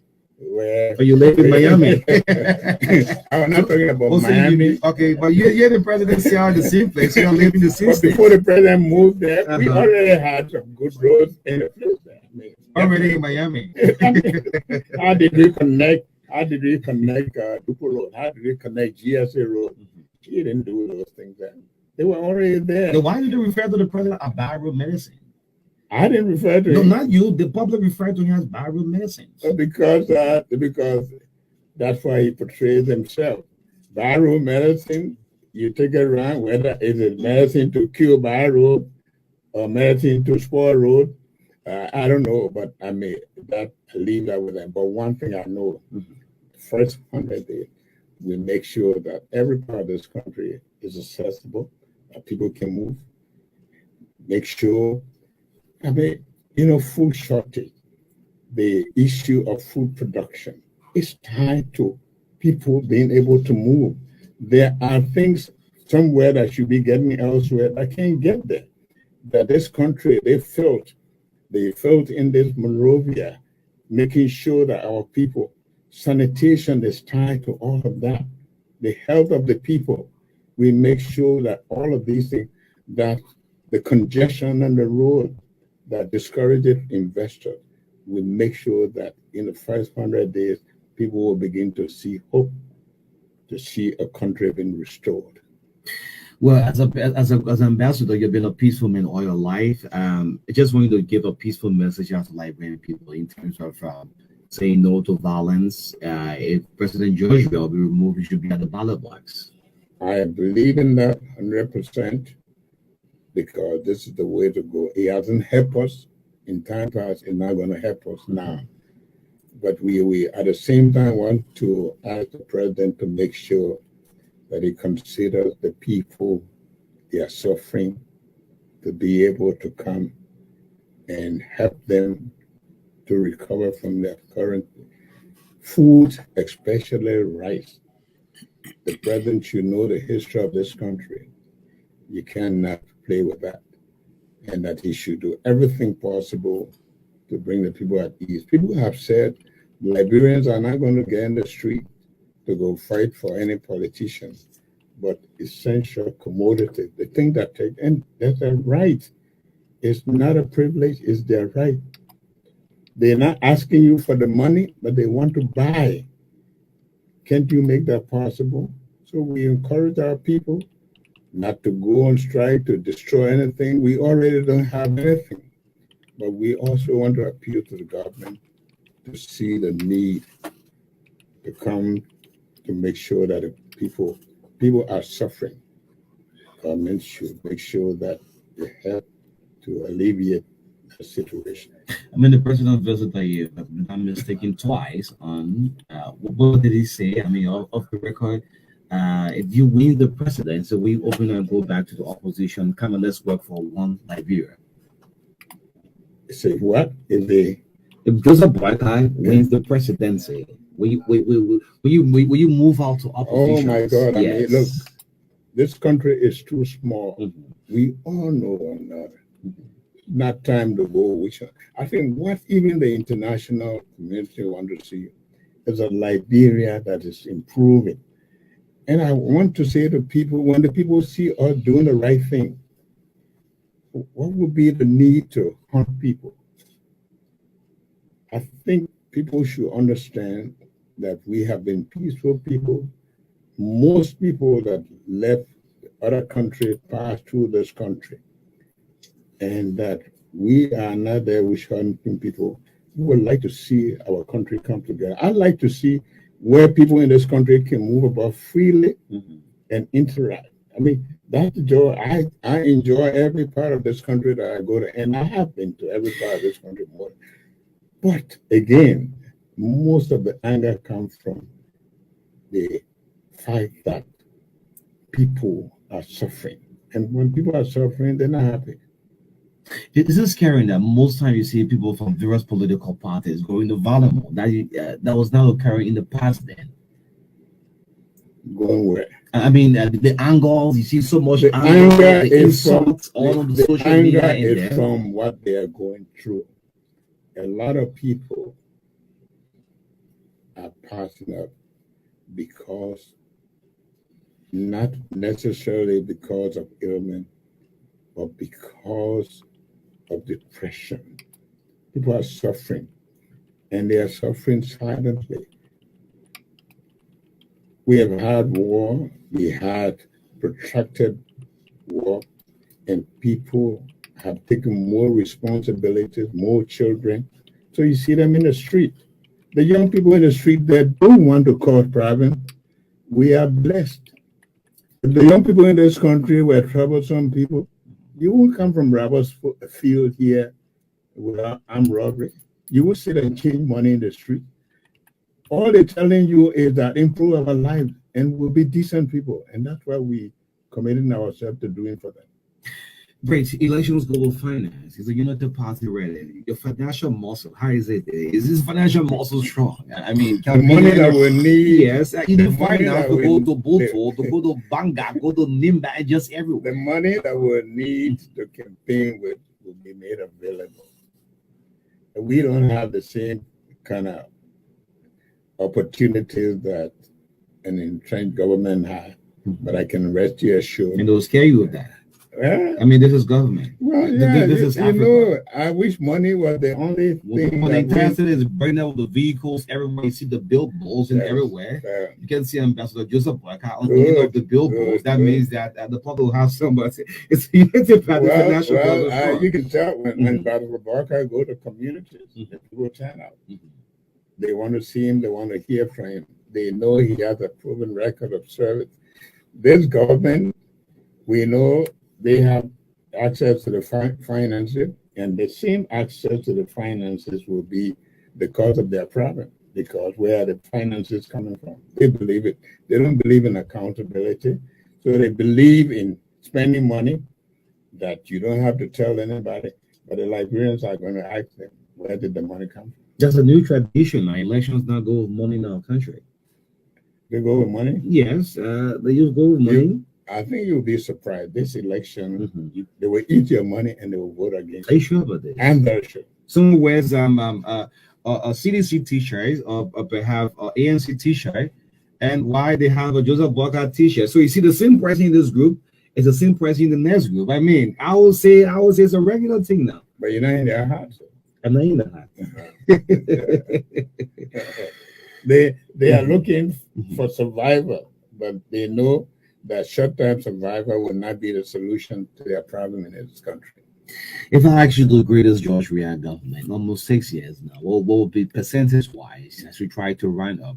How will you grade this government? Well, they'll be lucky to get a 47%. That's what I think. I mean, the Minister of Finance tried to meet out some IMF record, pull us something. We have the new currency coming. 35,000 metric tons of rice is in country now. The road from Monrovia to Lopato, you can drive freely. So you great for the 5%?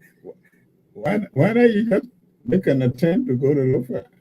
Everybody going to Lofa now, they go through Sierra Leone. Most of the people, they go through Sierra Leone. And even now, going through Sierra Leone, just on our side. I mean, it's the rain season. You can walk through the rain. You can work through the rain. Yes, similar to the RIA highway. Yeah, but you have to wait for the rain season. But they don't also work during the dry because they're preparing for the rain season start from the dry season. So if you didn't work during the dry season, the rain season is not going to be good for you. How can you convince Liberians to give you the presidency? 2023. They are already. Joseph, imagine me calling on the True Breakfast Show, folks who have President Joseph Boyka live with me on air. You better start practicing that. So I start greeting you. I don't want to greet the president. I greet President Joshua every morning. So I say, good morning, President Joseph Boyka. You better start practicing that. The Liberians. We're going to change. I'm so. They don't want this going. And I'm telling you, Joseph Boyka will be the next president. You sure about this? I wouldn't tell you if I wasn't sure. Wow. The issue of this advantage, you've all known the term as Zogo. Before then, you hear Zogo in Red Light, in Gallows, Cuba, just everywhere in the country, every communities. You're playing for the youth again. Keep asking this question because nowadays, the Ministry of Youth and Sports should have more programs for the youth. You're playing for the young people in this country. Well, in a way, we've been working with the Zogos too. We know people who have interest in the Zogos, and we've been getting some support. But why are they on the increase? If the government was doing so well. government trying to pump some 13 million into it. The last time I had a program, Trying pumping. if the rates are 1 million, I mean, so the plans is actually there. Yeah. 5 years ago, the plan is for 1 year.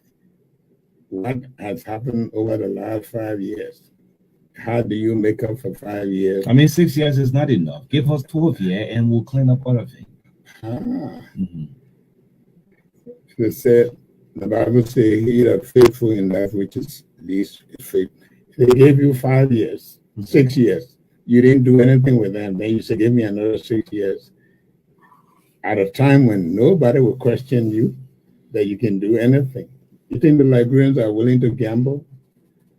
5 years' time, these people will be multi-millionaire. The Liberians will be nowhere.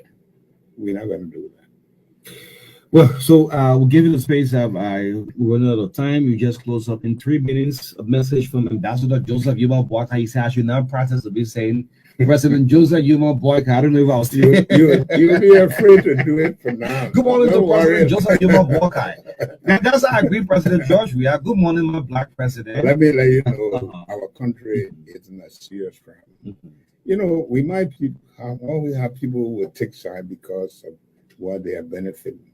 But let them understand that this country is not healthy, that we are an embarrassment to even our neighbors. But I want to let our people know that it is a decision that they made, all of us made, that we have to live with. But we just want to say to them, God has given them the first chance. They should not play with the next one because this country is sinking. And I want to say to Liberians, to our young people, work hard, take courage. They give you money, give the money, but you have to vote your future. And that's what we want to close with. We want to thank the Liberians for the patience, the courage to this time, where they are going through all of this quietly. But it will be to their advantage to make sure that the decision they make next will be for their own interest and the interest of this country and the people who believe in us. The NPP said, above all else, the people, the Congress for Democratic Change said, change of hope or hope for change. What does the Unity Party still say? We always say that whatever we do, we should always think Liberia, love Liberia, so that we can build a better Liberia. Thank you so much for accepting our invitation. My pleasure. Thank you. The voice of Ambassador Joseph Yuma Boyka closing us up on the True Breakfast Show this morning. Thanks for all of you for relaying. All right, callers, the lines are open now. 2 numbers to call. You're listening to the incoming presidents of the Republic of Liberia. Now the Banana Republic under Bagube we are, okay? Incoming president. You heard it. So all I'm doing here today is to make sure folks here, we've been up and down, but you know what? I wanted us to exhaust the entire interview. And just so you know, tomorrow Wednesday, the 19th, Ambassador Boakai, the incoming president of the Republic of Liberia, will be appearing on the Class Reloaded. They usually come on, if I'm not mistaken, between 4 p.m. Eastern Time, America time. You can do the conversion on your own for Liberia time. So please follow them.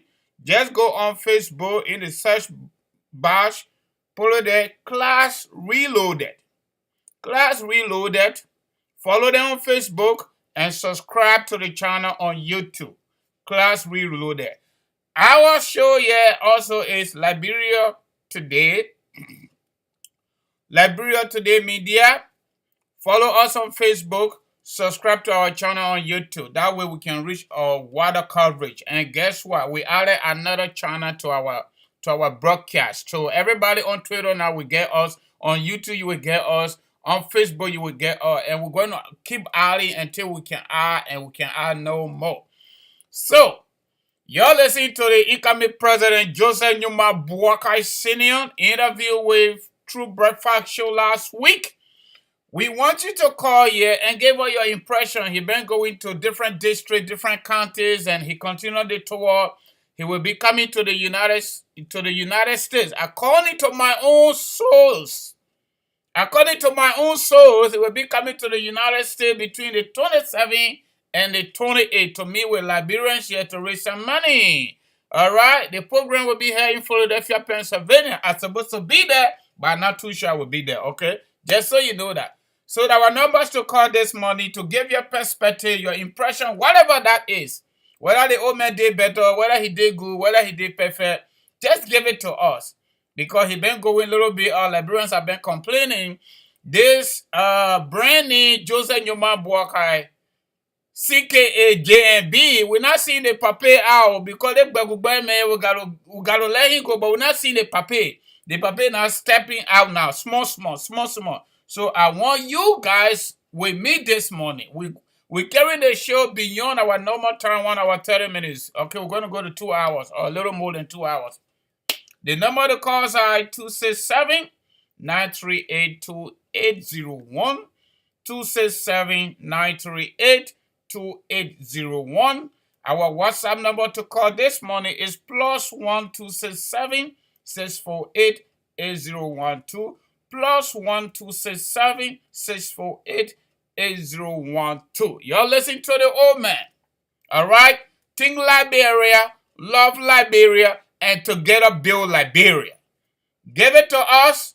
We've done our part, and this is what we're going to continue doing. We're going to provide political consciousness, voter education, and everything we need to do as Liberians to do our part, okay? So you please make sure that's a WhatsApp number. I'm going to pin the WhatsApp number. I'm going to pin the other number and give it to us, all right?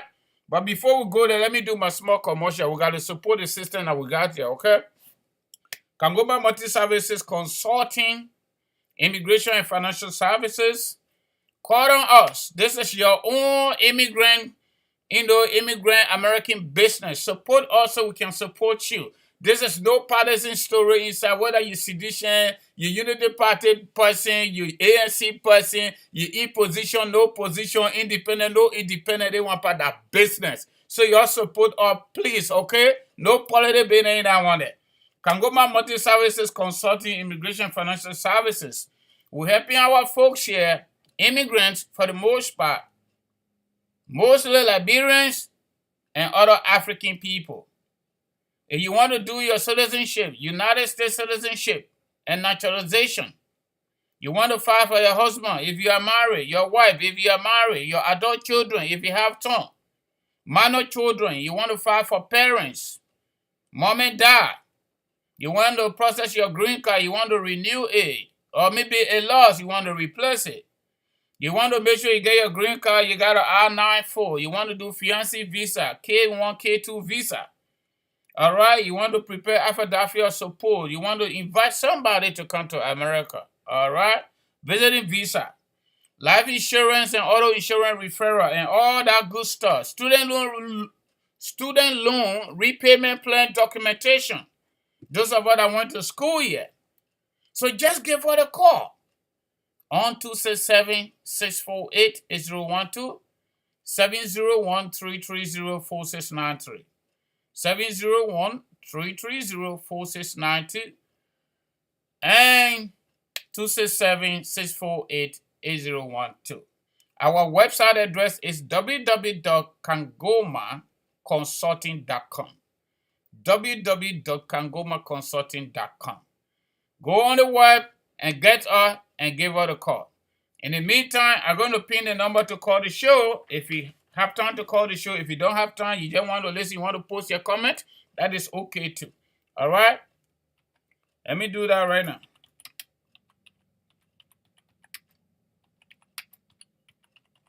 All right. In the meantime, let me get our old man, Sweet Cassavali, okay? Let me get old man Cassavali while I'm waiting for calls, okay?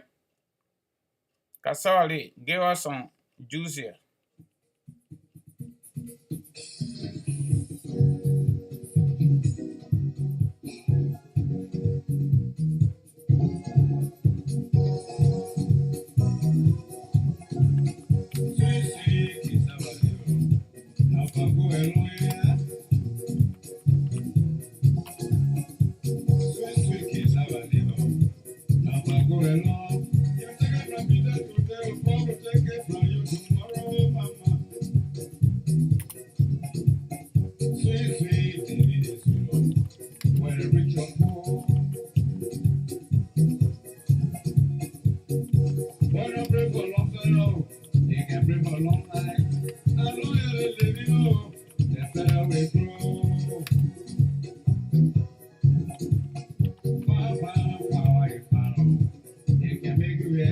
and make it heavy. That's true.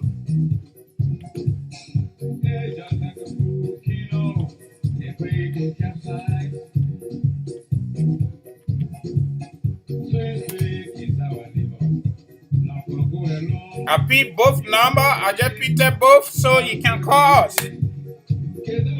Yo, please try to call and share the show as well. Yo, please share the show. Share with your friends and your family members. Please do. Please.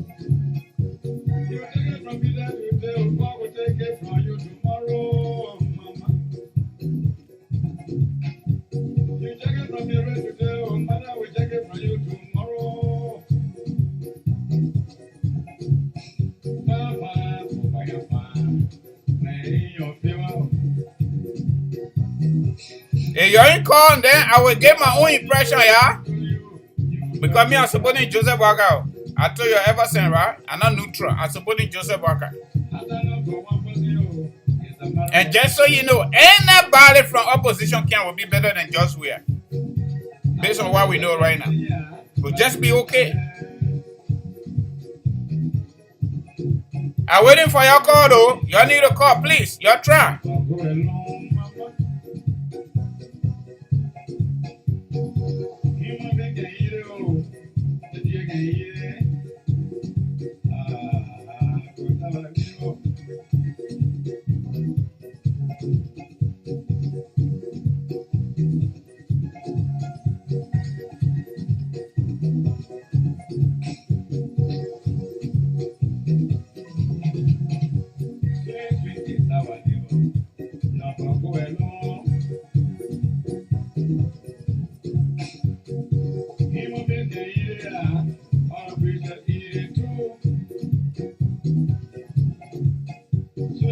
The first caller is right here. The first caller is right here.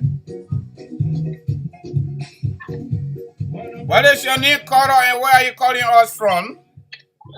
This is Ben calling from Minnesota. How are you? I'm doing great. What do you have to say about the old man interview last week? The interview was not a good one. I'm sorry to disappoint you. And here is why. No. It is not a disappointment. That is your fair assessment. I'm fine with that. Thank you. Mm-hmm. He had a lot of inconsistencies in the things that he was saying. Mm-hmm. First of all, when he says that in 100 days there'll be no car stuff in a month, that is just, I don't want to say that's a lie, but it just either he's not understanding how much destruction the CDC government is causing this country, for which you would say in the next 100 days, that there will be no car stuck in the mud. But hold on a minute, just a few seconds here. Let me just ask you this question because I just came from Lofa County 5 months ago, right? And I actually won her, and I even asked the driver that took me there because it was a commercial driver, right? Were you in the country doing on meal time when we had a 16,000 men and women in arms in Liberia as a result of peacekeeping mission? What do you remember about our roads going to rural Liberia? The roads were still bad. They were bad, but there was some extent where accessibility was available. Yeah. Do you remember? Okay, let me just give it to you, right? I don't know which part of Liberia you're from, but let me just tell you where I'm from. I'm from Lofa County. I was in Lofa from May 26th to June 2nd in Lofa County, 2022. The most difficult spot from that my experience was between Zaza and Vanjama. From Vanjama to go to Kolahon, we did not experience anything like that. And I asked the driver, how come they reform here and not separated, no nothing? From Vanjama to Kolahon was still looking good. I don't know about right now because it's a rainy season. They say the road cut. Right now, most people going through Southern go to Lofa County, okay? So the driver said to me, when all meal was in Liberia, they were always putting gravel on the road. And the last part that they did was between Vanjama and Kolahon. I was not there. That's what the driver said. And because of the kind of gravel, the grade The quality of that gravel they put on our road from Vanyama to Kulahon up to June 2nd, it's still looking good. It was still looking good. So I would want to think, honestly, there will be no way that we pave those roads that are going to Grand Cru, that are going to Maryland, that are going to Lofa County, Riverside, Bon County, but we're not counting it because they got quota from Morovia all the way to Bangor. Anyway, so, but the rest of the counties, okay, Grand Cayman County got some kind of quota they call Babangida Highway, okay? So I would think it is not quota, it is not a reinforced concrete. But even if we just maintain the road with those hardcore, high-grade gravel, the road will be good for drivers to go where they need to go. You don't think so? No, because Abraham. No, not Abraham. This is Francis today. Abraham not on today. Yeah, I'm sorry for calling Abraham. No, you're fine. Here's the reason why that doesn't make us. It doesn't make us because in the first place, at least George Weah made some money in office when he got the power. When George Weah is leaving office, there will be no money left. Absolutely, there will be no money. So it will be impossible for that one to work, right? But maybe we could ask for help. Why not? Yes, but and again, on average, the amount of time it takes for a government to get grants from foreign government. Yeah, just a few seconds. Call on the WhatsApp number. Just give me a few seconds. I will get to you. Let the other caller conclude, okay? So the amount of time it takes government to get grants from the West takes somewhere between 6 to 9 months. 6 to 9 months before that give you money. And then look, besides that, even let us leave that one alone. The woman is talking about auditing people. The first thing when you want to audit people, the woman should first audit his own office first. And for the library people to see. That has not happened. And the second thing is here we are. When was the last time that this man has ever spoken about Ellen Johnson's son who stole the money, got in jail, and we went and freed him from jail? When did he ever speak about that corruption? The other thing is that the present Minister of Agriculture under this Weah government is from the opposition. She is another indictee by the TRC. When was the last time he ever made mention about her? It's zero. All of these people are not serious. These people are only looking for what they can get for they and their family. None of them are serious. Thank you. All right, caller. Thank you very much for your contribution. We appreciate it. The caller on the WhatsApp number, it is 12. Go right ahead. You are on live.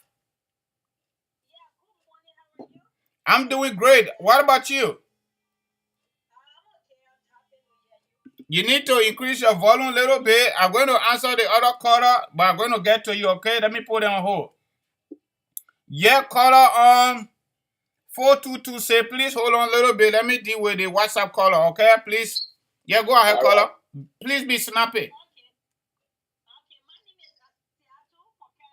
Mm-hmm.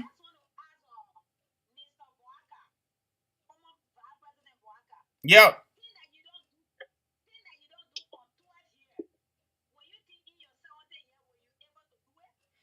The vice president is now on. It was a recording that I just played, but I can give you the answer for that based on what he said. He said he can only be responsible for himself. He cannot be responsible for other people. He was vice president, and according to our constitution, my sister, let me get it quickly. According to our constitution, you must assist the president when the president wants you to assist them, and that's what he did. Yeah. When he becomes president, he will be his own.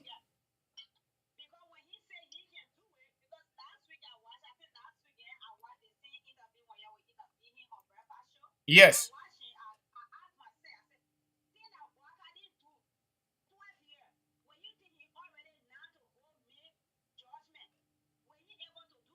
But I say he will be able to do it because he will be his own self. He will not be VP.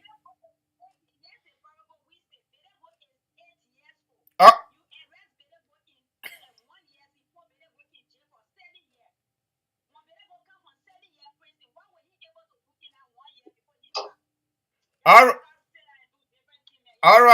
right, my sister. Thank you for your contribution.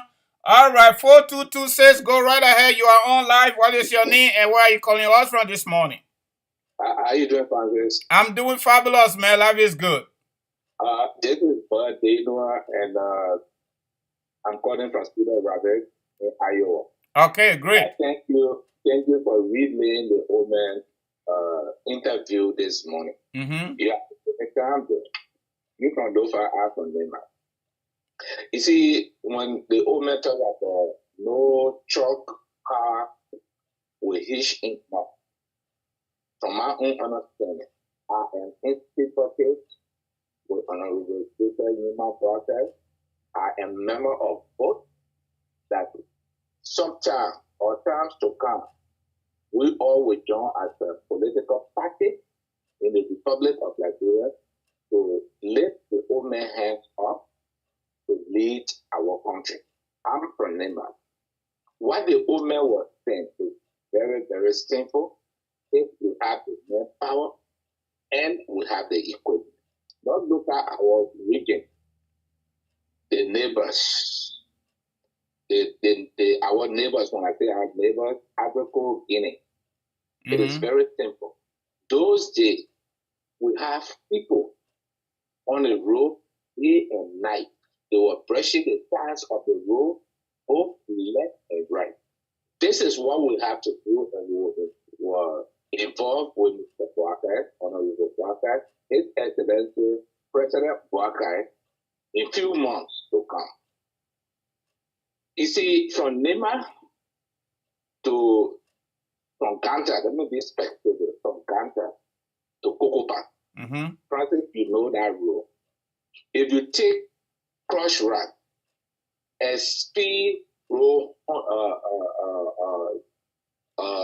machine, mm-hmm. They can speed up the road width. If you put Crush Rack, between Yard River, right there, before getting to Kokopa, you place that place, you put a speed roller there, and do the whole road good.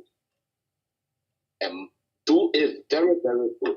That place is done, you can put at least 4 or 5 covers, the BB1, mm-hmm. You put it up.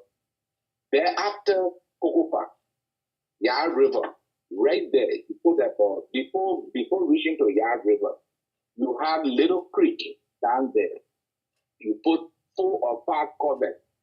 You build a road with a crossroad. Have you been to Ivory Coast, Francis? Not really.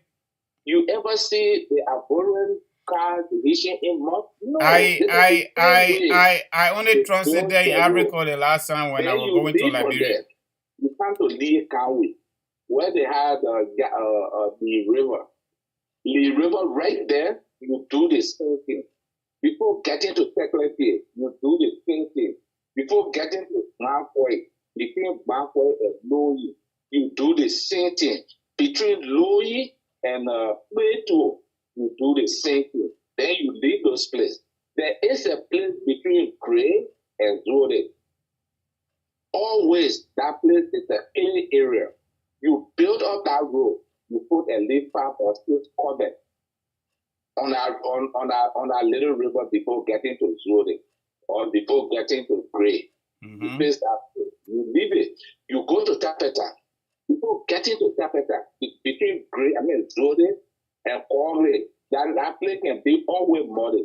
You place that place. You leave from there before getting to Tapeta or something. Mm-hmm. You do the same thing. You will do between Ganta and Tapeta within 2 weeks. Then you leave Tapeta, you go to Bloodbearer, where they roll always, where cars stop always. You do the same thing there. Then you leave from there and go to Grand Gideon. Before you cross Tesco River, getting to Joystar. But my man, you need to be all old man Boakai.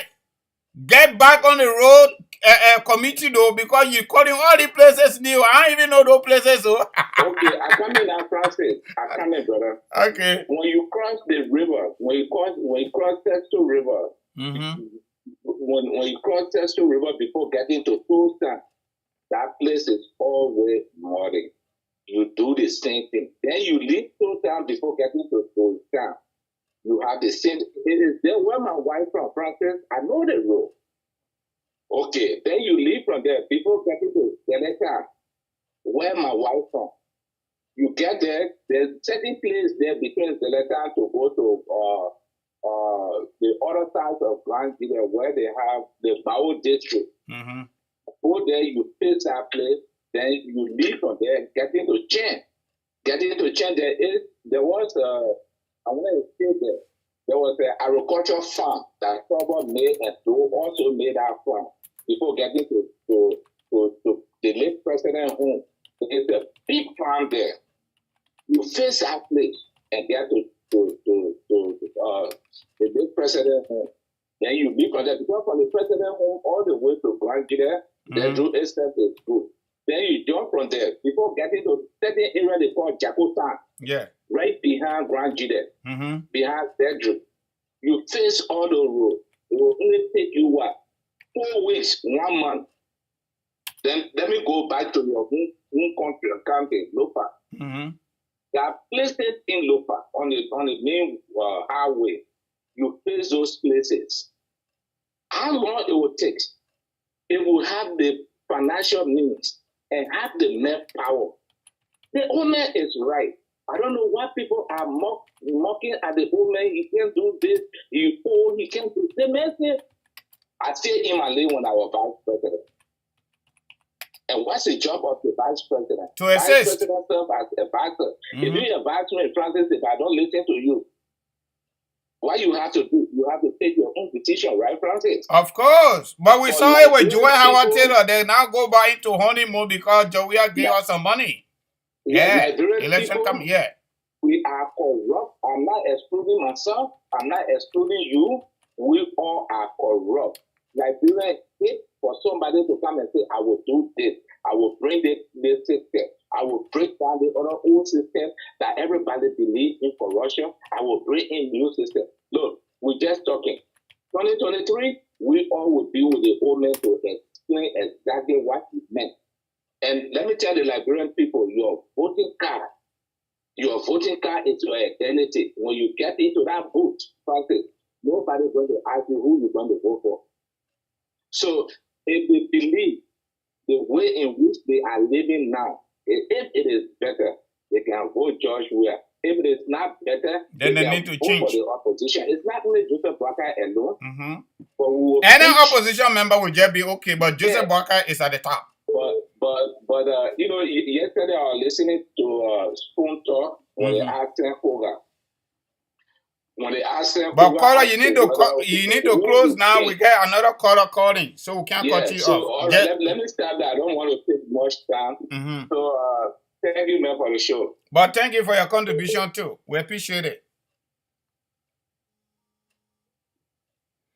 Good morning, caller. What is your name? Where are you calling us from this morning? Francis, I am Paul Jebo. I call from Rhode Island. All right, great. Go right ahead. You are on live. It's been a while. Yeah, Francis. Let me just go straight to the point. Even though I just don't eat, but let me give it to you free, right? Let me give it to you free. Last week, Joseph Boakai appeared. President Joseph Boakai incoming, right? Appeared on True Breakfast Show. And he was interviewed for about 45 minutes to an hour. I just replayed that interview. And I'm asking you folks to give with the Boakai people your impression about that interview. If you didn't listen to it, fine. But that is what all about. Okay, so I listened to the interview President Boakai incoming had. And I followed him. Based on his interview, you know, there are a lot of controversy. People in the opposition and the ruling establishment try to, you know, bully him by his statement he used in 90 days. There will be no car sticking in the mud. I don't understand our people. I don't understand their understanding of what the man said. I don't really understand whether this guy had any comprehension in school, because there's something they call reading comprehension. Is he a Telecabinet school? They call that the SRA. It teaches you how to read, how to analyze for your reading, you know. read passages and it gives you a broader understanding of a topic that you read. Mm-hmm. So it also helps you to understand contextual meaning of statements, speeches, and what have you. It's simple. It's very simple. Prior to the war, we had bar roads, and there was no car that got stuck in a bar road. Because they were maintained. They were maintained. We didn't have quota on those roads. We have reinforced concrete there, but they were maintained. No. They made a say, for example, you go into Maryland County, where that is cut off from in fact, the southeast is cut off from Liberia. You can deploy an engineering battalion of the AFL with earth moving equipment in all of those bad places. What they do, the guys going to clear the mud, pour crusher out, and just compact the place. Car will not hitch in those places. It does common sense. It can be done in 90 days was so long. It can be done in 60 days, I say, giving the efficiency of what the President Barker wants to do and the manpower available at the time, coupled with the resources. That's all. We need honest people to do this thing. You know, the reason most people fighting this man because he has a lot of ideas, developmental ideas. He has a lot of policy agenda. He has a lot of issues, how he can solve our problems. But they are so dumb to the point that what this man can go and get retired. Why is he stay after, becoming a president? But Paul, you know what? The lack of wisdom. You know what? I'm not cutting you off. You know what? I agree with Ambassador Boaka. Ambassador Boaka said the reason why they're worried about him is because they're afraid of him. And that's true. That's 100%. That's the only man they're afraid of. That's the only man that can beat them. And that's why they're doing what they're doing. But if you look at the statistical sampling survey that was conducted by ANC, I have somebody in the chat room giving the real data. Cummings had below the belt of his own survey. Mm-hmm. So that is why they use this as a propaganda. Instead of him going after the establishment, he's going after somebody who is fighting the same man you two fighting. Yeah. Okay? Because he's not finding his way through. Because he feels threatened, and he thinks by the rating or the statement of Waka, who gave him prominence, and gave him popularity. Yeah, but that's not the case. You understand? Look, Mr. Cummings has lost his chance of becoming president. And the only chance he had was to ride on the White House as a VP. But he has lost that chance. And honestly, Liberian people have understood the objective of Cummings and the ANC. Mm-hmm. They don't have a good mind. He's no different from President we are. That's how he is. Yep. And he's also Ellen surrogate. He's also Ellen surrogate. Evident by everybody we see that going to him. Yeah. So you said he uses Albert Einstein statement, doing the same thing over and over and expect a different result is insanity. But then he's doing the same thing over and over. In fact, he has gone against his own, plagiarism code. Mm-hmm. Because that's not a code. He should be in the academia. He should be referencing the owner of that code. Yep. He kept using the code without reference. So that's the man is a fraud. He's an academic fraud. He has manifested himself. Actually, who he is. We wrote professional papers. When we were writing our theses, we referenced those people who borrowed their idea from. It's not ours. You could not do it in a professional academia world, because if you do that, your professor will disqualify you, the panel will disqualify you. Once you take in somebody's knowledge and idea, that's stealing. That's stealing in the academic field. That's stealing. That's plagiarism. That's how they call it. Plagiarism. That's it. Yeah. That's it. So the man, what I have been for? He are for. Such a person. Look, Liberia have understood the objective and mission Cummings is offer. And we're not going to bow down to that. condemn everybody. You say people were warlord, people. But you bringing people that Donald Trump on your team. These are the same dirty people are on your campaign team. Team Cummings. Team Cummings. What does that show to you? What does that imply? That's insanity for him and the ANC. Yep. My brother, let me get away for other callers to call. Yeah. Thank you, Paul. We appreciate your contribution. Another caller was here already. Let me get in.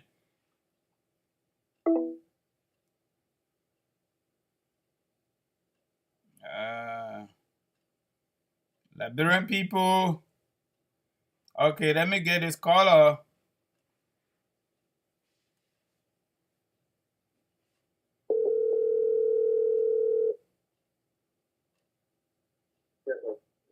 Good morning, caller. What is your name? Where are you calling us from?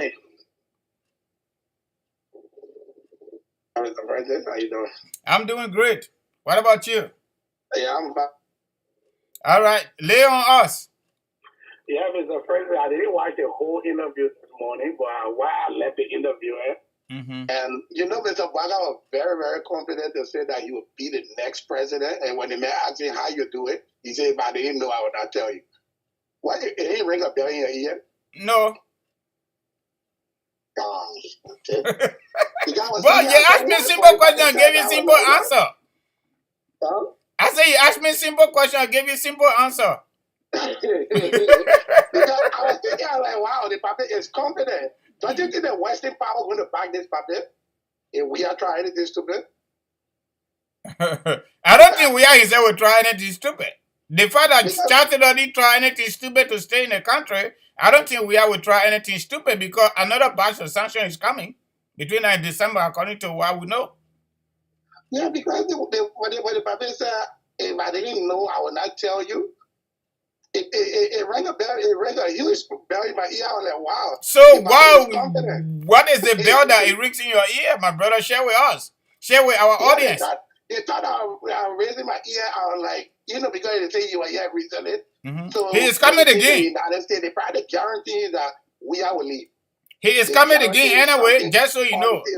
The old man is coming again. Yeah, I think America guaranteed the puppet. Say, don't worry, we'll take care of it for you. So, but the puppet don't say that because you know all the interviews he's been doing, he never said that before. All right, okay, good job. He never said that. But the man, the old man said to the journalists, don't say hey, say when. Yeah, that's what he said. And I was like, wow. He said, you get a matter of me grabbing it. I already around the corner. Start learning how to call me President Buakai. Start learning it. I was like, wow, they did not ring up down in the library for a year. There's something wrong with them. Okay, good job. America guaranteed this man that you'll be the next president. Okay. Yeah, but then, Mr. President, I wanted to ask you though, when you were saying something about the auditing, I didn't listen to that song. What did he say about that song? The owners have said with consistency, including our interview, impunity is going to be laid to rest. Everybody will be audited, investigated, and to make sure the law prevails. That's what he said. And you know what? I agree with him. He said everything we're seeing in our society, the reason why people are angry, the reason why people are fighting, because people are doing things and get away with it free. That's true. So people that came to power for the last 5 years, the last 6 years, we're going to follow them. We're going to follow them to match their responsibility as a minister, deputy minister, a sitting minister, and we're also going to match that with their own wife. Then we pick up from there, and I think it makes sense to me. We got to do lifestyle audit. If just we are came to power, he had 84 million according to what we were told by his surrogate. However, I know it for sure. As a Yana boy, right? Just we have junior professional, it broke down. He had We Are Sports Center on Rounder Street, it broke down. He also had King Lodge on 9th Street, where most of people used to go as a guest house. Even when loser players used to go to Liberia, used to go to the government pay. That one too broke down. So if we are saying have money, okay, good job, because he played football for at least 20 plus years, right? So where the revenue was coming from to counter George Weah before he became president? We will check that. If we get to realize that everything George Weah did, it was doing his presidency as a president, Then we'll go to George, we are paid. We'll check George, we are paid. And match it with the property that he got right now. He got King Lodge, he broke it down to ground level and rebuilt it as a mansion. He got over 47 condominiums and the likes. He got private jet, he got this, got that. Then we'll check it. We'll send George Weah to court, for example, asserting the mark with George Weah, okay? People that have been sanctioned by United States government on the basis of corruption already, that evidence is available. All the government need to do, even this current government, is to request for that evidence. It's easy. And guess what? In most instances, sometimes people say America can't lie, America can. That's true. But you know the difference between American government and that or Liberian government? American government can take responsibility. They are held accountable, evident by what we see in America right now. They are investigating Donald Trump for taking government document to a house. When United States President authorized any strike, military strike, and a mistake, they apologize to the whole world. And they pay money towards that. Our own government, our own president they don't hold themselves accountable, but they want to hold us accountable. You saw Ellen defending her children, right? This is a woman from the time I started knowing myself. She have been in advocacy throughout. She said she's trying to make the system better. She went with Turbo, she resigned, she had a bullshit stand according to media report. She said to all of us in the world that though life was not important, a door cannot step down, you'll break down the mansion, we'll build it tomorrow. She said all of those things. She supported NPFL. She said she thought it was a humanitarian organization, got AK-47, M16, bazooka, all the carrying it. She supported them. When the TRC result came out and indicted her one way or the other, she made the chairperson of the TRC to run away from the country. Okay? She vehemently refused to implement the TRC report only because of her own interest. She took it to the Supreme Court. She took it to the Supreme Court because of her own interest. Okay, today TRC is crippled. You know my disappointment as a generational member of George Weah? I had thought that George Weah would be the man. Even if George Weah cannot achieve anything as a president, George Weah will have the audacity to implement the TRC report. Because that report, according to what we were told, according to the preliminary report that I have here in my possession, they started this story almost from the foundations of our modern Liberia, all the way to the time we had the trouble. And everything that TRC report, it's not just about war crime and economic crime. Those are just two. But there are about 46 other recommendations. And the recommendations are very valid. We need to go back there. How can Ellen tell us, say, we put out the story behind us? When people are still living with the soul, when people are still grieving, when the very behavior of child said is still permeating in our society, how can we put child the story behind us? The Sierra Leone have not even indicted child that will be in Liberia, maybe somewhere in West Africa. You'll be chilling. So, Joseph Boakai said, our international community, our good friends, and the rest of the people are even embarrassed with what we're doing right now in Liberia. But guess what? When Liberian people are good people, prior to the war, a lot of people went to Liberia from West Africa. I'm evidence of that. Okay? Because I work at Minister of Foreign Affairs. There are a lot of people went to Liberia and became naturalized and used our passport to get their opportunity abroad. I'm living with Liberia was very peaceful until someone told them and created the carnage for our country and created this level of confusion among our people. Tribalism. We didn't even know who was Mandingo, who was Bandi, who was Pele Man, who was this and that. We didn't know about that. Okay? My brother-in-law lived in bond mines. He was working for the bond mining company. The people would come to the house and pick out our trash. The same thing we're doing in America. Why it has become so difficult that this thing can no longer work in our country? Because government don't have the interest of the people anymore. No, they don't. They're only there to steal it. They're only there to get elected and steal it, and they keep lying to us. How can George Weah come to United Nations General Assembly and consistently 5 times he lied to the world? Yeah, he lied. Exactly. Man, so you know what? Human being is not a con. Human being is not a con. I like to listen to Barack Obama. He said failing is not a problem. But when you refuse to improve, then it becomes a problem. It becomes a problem. People fail and you build on your failure to pass. To pass. And that's what we need to do. Let's get this into Ome Bwaka. Let's see what's up. And you know what? Let me put Ome Bwaka on one side. We can select any opposition political party member will still be okay more than George Weah. This man. Mr. President, I want to disagree with you on that one. Okay, all right, go ahead. Go ahead with your disagreement. I can't look at people that call me who was CEO for but one guy got to become president first before Cummings. But you know where we got to send. You can't go that kind of man president in Liberia, so you can get over there rich. I beg you, no. I'll prefer what I meant. Any day. You know what we were saying, Alexander Cummings? You know what we're saying? What was it here? We were saying to Atlanta, Georgia, where he lived for over 35 years as our trade officer. For our trade officer in Atlanta, Georgia. Remember when Charles became president, when he did to Alaji Kuma? He made a Nassau minister. So I think that's what coming below. Hey, I put in the song. There you go. Let's go. Well, man, I can sit there forever. I can't get tired with this conversation, my brother. I can't. It's just so glary. It's just so glary, my brother. That thing is easy. That thing is easy. Good and evil. And let people feel they're living better. From 2018 to now, let them go over to Joe Weah. If you think you're not living better, you better give it to the old man. The old man coming back. He picking on the 27th, he'll be on the 28th. This month, he coming to America.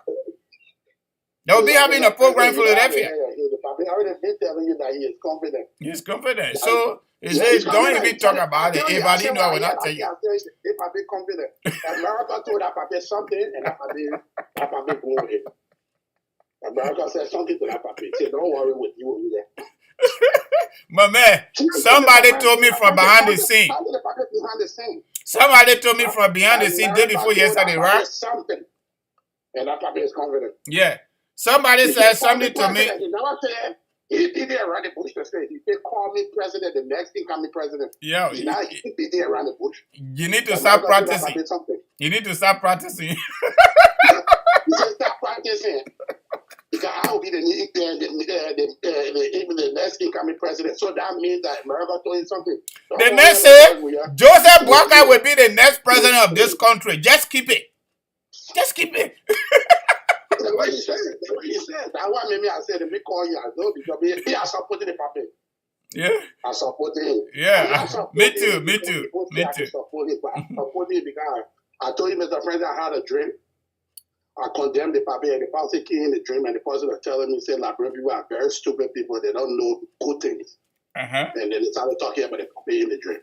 Wow. And then after that, I had another dream about the puppet again. And the president kept telling me, he said, if Liberia do not select the puppet to be president to bring the world economic crime into Liberia, for Liberia to get adjusted. He said, anybody opposed it, he said, you bring more suffering against the Liberian people. He said, the suffering is not nothing now. And not nothing now. But when they start chewing each other now, they Liberia made a mistake and bring different person into power.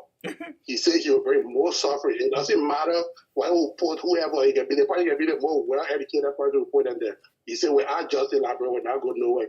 And the guy told me in the dream, he said, the only person that will bring justice to Liberia, he said, he said, the Papa got nothing to lose. The Papa got nothing to lose. The Papa not looking for a girlfriend.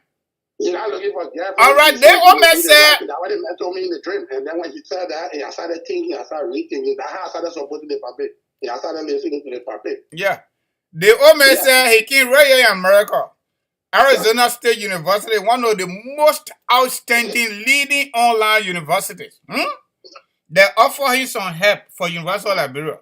He said he had been going to that University of Liberia campus to the president of the university just to allow that to happen. The man even avoided him. Because why? He's Joseph Boakai. He wanted to be president. If the university president allowed him to do that, his master will fire him, which is George Weah. He said, but is it about the job or about the country? So he said, I understand Liberian people misinterpret people, everything we say. But you know what I'll tell you? The truth is the truth. The truth is the truth. Okay? So this country, all of us here, say any investor come to this country, nobody need to tell them. Only just the street will tell them. The confusion. Everything is in disarray. Everything is disorganized. Nobody really need to tell any investor that just went to Liberia to check to see. Say they will tell you, say, this is not where I want to bring my money. Nobody need to tell you the suffering from the airport. Start to tell you everything. Yeah. Yeah. So the people say, oh, people going to America, they lobby against the government. You know, when you go to Ghana, when you pass through Ivory Coast, when you go to the Ivory Coast border to go to Ghana, they can say welcome to Ivory Coast, but when you get to Ghana side, they can say this is Ghana. This is Ghana. Say, this is it. You will know that country is suffering that they're not. Yep. So now Liberia is no more welcome in Liberia. If you go to Liberia, they'll say this is Liberia. This is Liberia. Yeah, they will not say welcome to Liberia. That was the motto of the New Democrat people in Liberia. I don't know whether they are still on the market. This too is Liberia. I still remember, my man, I spent 15 years as a Yana boy intern selling different stuff. That's how I went to school, high school and graduated when I came from Lofa. I was in 5th grade. So let me tell you something. From Charles Taylor Town all the way coming to this side, I know most of the government officials there. I know most of them. So the people can be thinking, what they need to pray for our country. My man, prayer is good though, but guess what? The Bible says faith without work is a dead faith. That's true. While we praying, we got to do the right thing. That's true. We can't sit down and keep praying. We even go to register to vote. We say, oh, these people there in the county that is 6 and 7. No, that prayer not going to work. While you praying to vote for Joseph Walker, you got to register to vote because that is the first requirement to vote. Go register to vote. Voting day, you got to get out early before they close the line because that election commission chairwoman said that Joe we are old girlfriend. You know that, right? Mr. President, from the guarantee I saw what the public speaking this morning. No, but still, we can't allow them to have loophole. When you want to grab roll, you can't get closer. You say, I grab them. You got to grab them. You get them headache. Don't do it at Kuyampa. Kuyampa came for Samuel Kayan dough. He go get dough and go put it somewhere. Then he go to the to EFBC. You go to the marshal. You grab the man, Google, and really get what you're supposed to do. Yeah, what you're supposed to get, you go then you go to EFBC. At the end of the day, Kuyampa, we don't know his grave. Don't do it like that. We gotta beat these people massive. We gotta beat them in real time. No way to work around it. Don't beat them like they beat you know. Mr. President, the market, if you listen to Liberians in Liberia, you can hear the people crying. Yep. You hear people will vote for Joseph Walker. Everywhere he goes, he's hearing the noise. So how can you cheat? That's the question now. Do you think the Liberian people want to suffer for another 6 years? No. That would take her to 30 years under development. I don't think so. The people are not stupid. The people are not stupid. I believe that. I talk to people in Grand Canada from my own country. The people that people don't want to vote for we are no, but they don't even want to see we are there right now. Okay. You lie to the people in Grand Canada, you say you're going to build a hospital, you're going to do that, you're going to do that. Nothing is there in Grand Canada. The people marry him in Grand Canada right now. Do you think the Grand Canada are going to vote for him? But how you going to keep building empty? Let me borrow the incoming president word. Empty edifice. That's how you call it, empty edifice. Say the hospital is not a structure. What do you have there? We got a hospital that the Chinese people built for us in Sacré-Pied. You know about that? Is it Interpreter or Sacré-Pied? One of them. That hospital, the decision to build that hospital during early time was to be able to serve that rural part of Liberia. But don't go to Sacré-Pied or Tapeta or the so-called 14 military empty building, okay? Go to JFK. Go to JFK. I was there, June. I was there. Okay? I was right there. The people say coming across the street to Indian pharmacy, they call local pharmacy to get paracetamol. People are sitting over the EP. They even got nurses to cater to them. The place is overworn. And then bad smell. You know why you need to enter hospital with bad smell? Your sickness increase. It increase. Your sickness increase. Your sickness increase because first impression. You know, my brother, thank you for the call, man. I come here to call it a day, you know. There's your number. Huh? There's your personal number, right? No, this is the Showtime number. Sometimes I show it or sometimes I don't. But if you need my personal number, then I can call it. Then my number is public, actually. It's on the platform anyway. But I can is that the number you put on the for your business? Yes. That's your number, right? Okay, I see that one. Yeah. Okay. My man, y'all gotta support us. So I'm gonna be sending y'all the business card all over the place. The American opportunity we gotta tap into. Y'all gotta support your own. Oh no. Yeah, I want to send for somebody from Liberia, but I already hear the positive talking, you know. Okay, y'all keep talking. Yeah, when I'm ready, I will let you know. I'll call you. Okay, my brother. All right, my brother. All right. Thank you. Thank you too. All right, folks. That is the way it is. Anybody here to call? Anybody there to call? You need to call now. I come here to call it a day. I think we had a very, very nice time. We upgraded our software. It is fabulous. It is fascinating. It is easy to use. User-friendly. I'm loving it, you know. Yeah, reduce my work. Okay, so folks, let me give my own take, okay? I just say back man. Anyway, any kind of way you pull it, that your business. I just say back man. Whether I say the truth or not say the truth, that your opinion, okay? Like somebody say, oh, the man was there 12 years. They 12 years. I'm going to no constitution. The old man said he needed to stay in his lane. And that's true. The Africa politics. That is true. Just we are dated to Joy Howard to the Jeff for Tato. Doctor. Okay? That they feel they are having honeymoon now because election is coming again. They say no rest in the country. The government gave Joy Howard Taylor rest. She been having county tour, giving it to sedition before they've won ship king. But it is okay. All I got to tell you guys, folks that live in Liberia, your life is better now. As a result of George Weah 5 years. Go vote for George Weah. If you know your life is not better, then you need to vote for Joseph Walker come 2023. That wonderful Tuesday, October 10, 2023. We need to get out there in our majorities. Some of us are here in America. Me, I come in there. I come in register to vote. Oh, yeah, you can't take it from me. Plus, a man of dual citizenship. Me, I will vote. Anyway, I say my own opinion. I say it publicly. Plus, a man of dual citizenship law. You're passing, you're not passing, are your business. I come into Liberia to register to vote. Article 27, Article 28. That one guarantee me. Anybody stop me from voting will go to Supreme Court. That place will go. So you take it.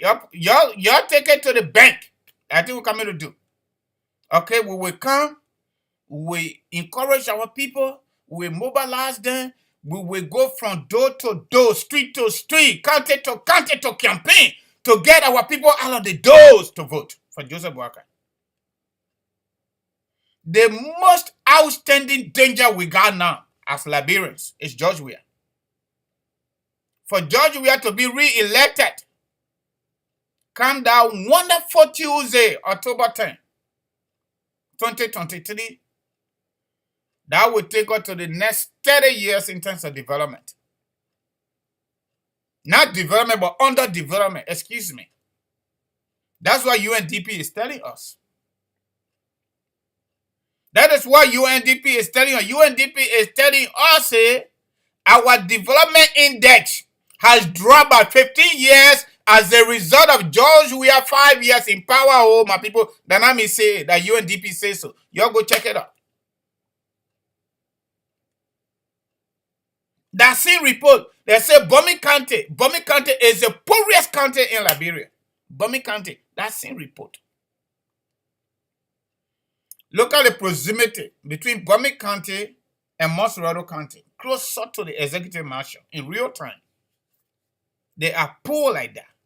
So what's going to happen to Grand Crew, River G, Lofa County, if George Weah go for another 6 years? You tell me. The airport were not getting light. We got to talk. The airport getting light now. But we don't even know what kind of light the airport getting.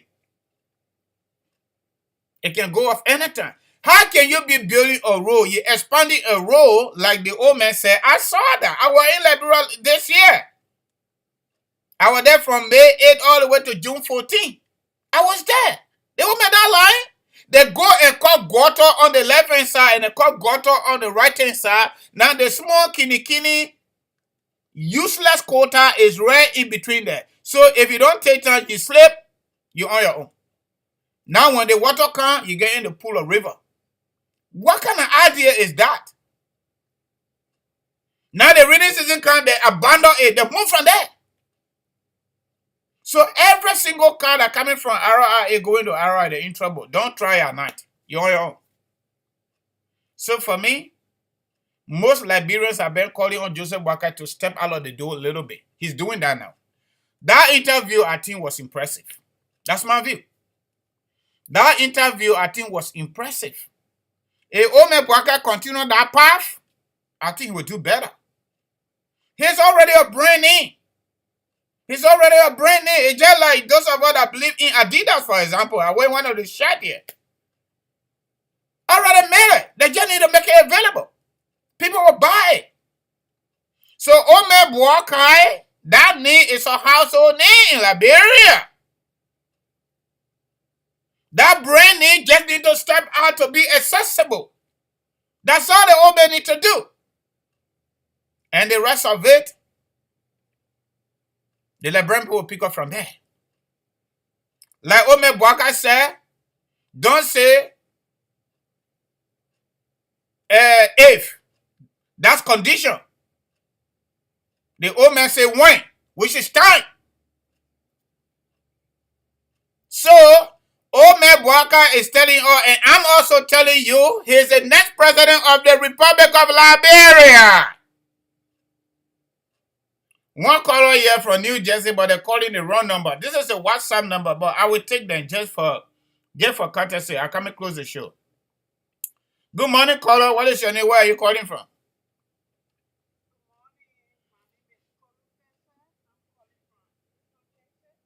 All right. Can you increase your volume? You're calling on the WhatsApp number, but I will allow you because you are kind of our last caller. Go right ahead.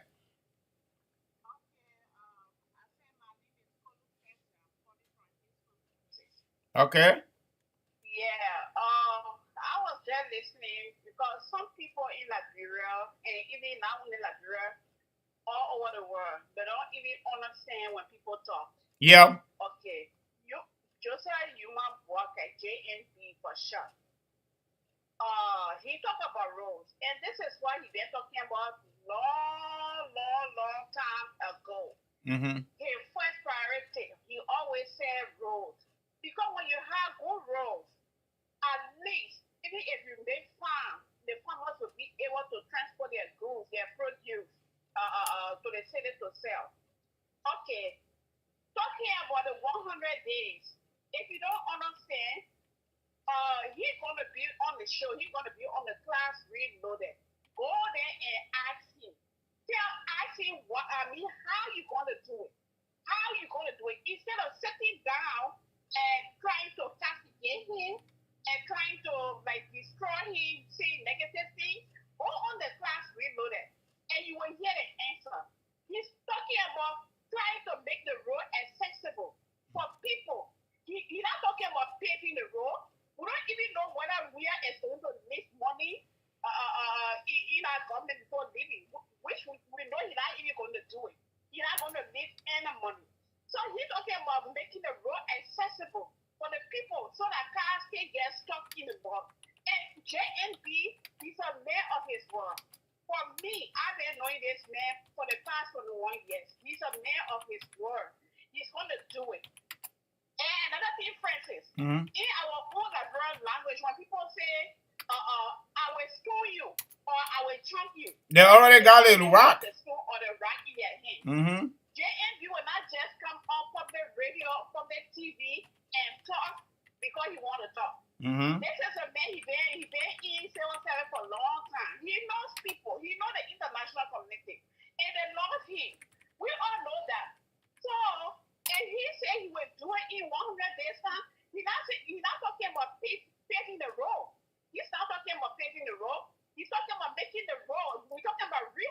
rehabilitation, like he was rehabilitating. Basically, maintenance, yeah. To people. Mm-hmm. Okay, where cars when I get stock. Mm-hmm. Okay, nobody will just be able to pay all the major roads in the country. That is not possible. But like I said, if you don't understand what he said, go to the class reloaded on Wednesday. Tomorrow. You will understand him. Just go there and ask him how you going to do it, and he will explain to you best. That's my thing. And another thing, people say JNB, he was in the power for 12 years. One thing I want to make him to understand that the United Party was not under his leadership. It was under Madam Eddie Selling. Yeah, the vindictive woman. He said it. He said it on the Truth FM.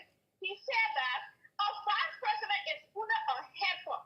And when you want to help somebody and the person doesn't want you to help them, you cannot force them. No way. He wanted to help this woman because he had a lot of ideas. He had wisdom for the work to be done. But no. And the only reason why she refused it was because she found that JNB is not corrupt.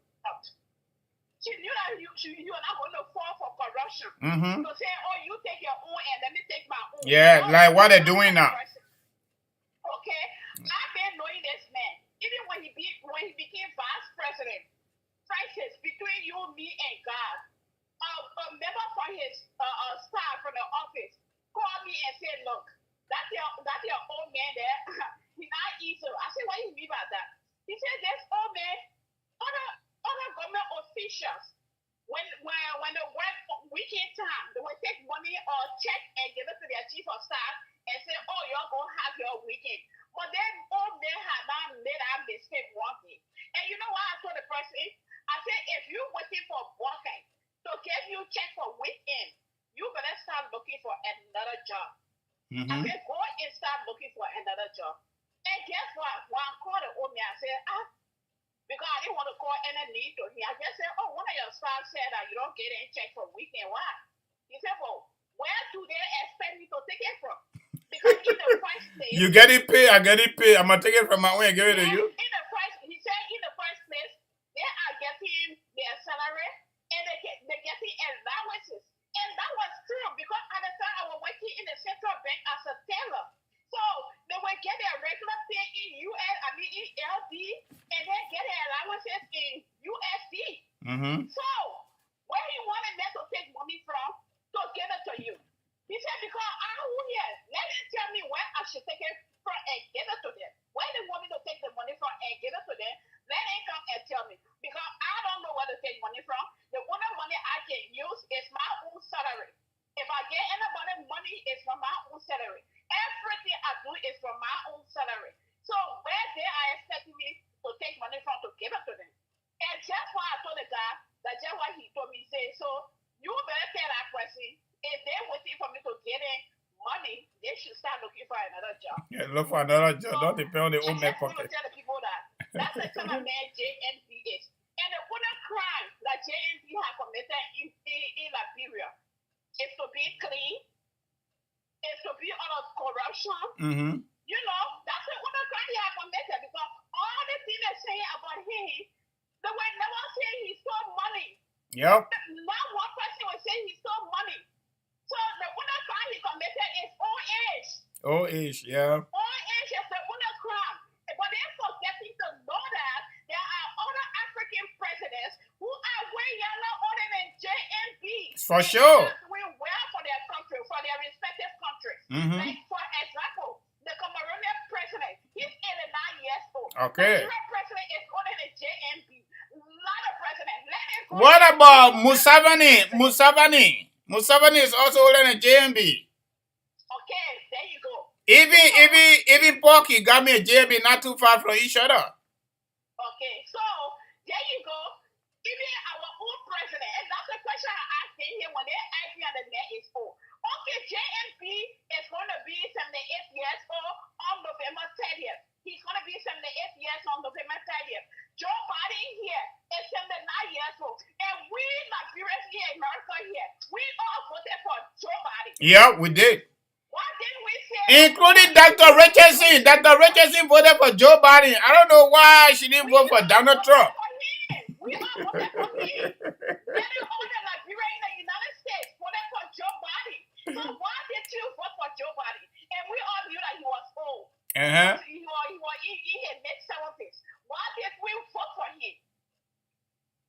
My sister, don't worry about them. Don't worry about them. I call them fake people. They are fake people. They are fake people. These are people that when they talk, they are not talking do people. Yeah, we're gonna see. Like you know. My black people, the only thing I can tell them, do not vote rice again. No. Because when they get in small money, when they see little money, that money is just for a short term. As soon as you go to the market and come back, that money is gone. It's gone. Think about your future. Think about your children's future. Do not think about what you eat today. Think about what will come forever.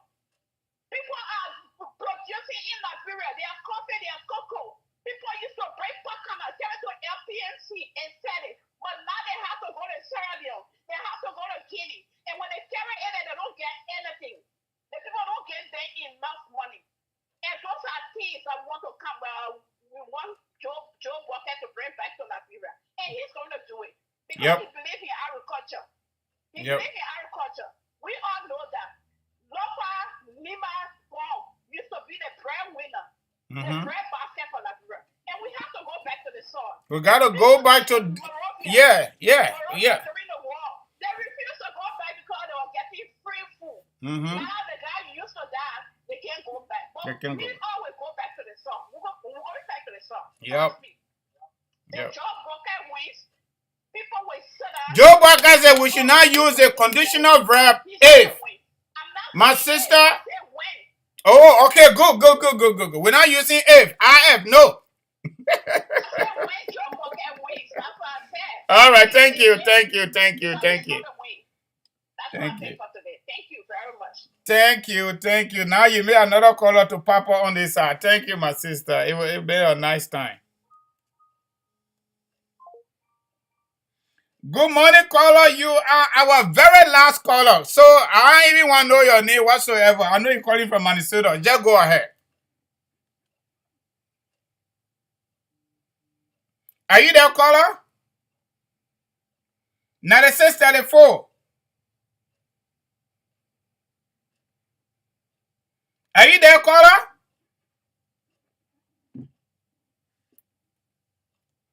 $96.34.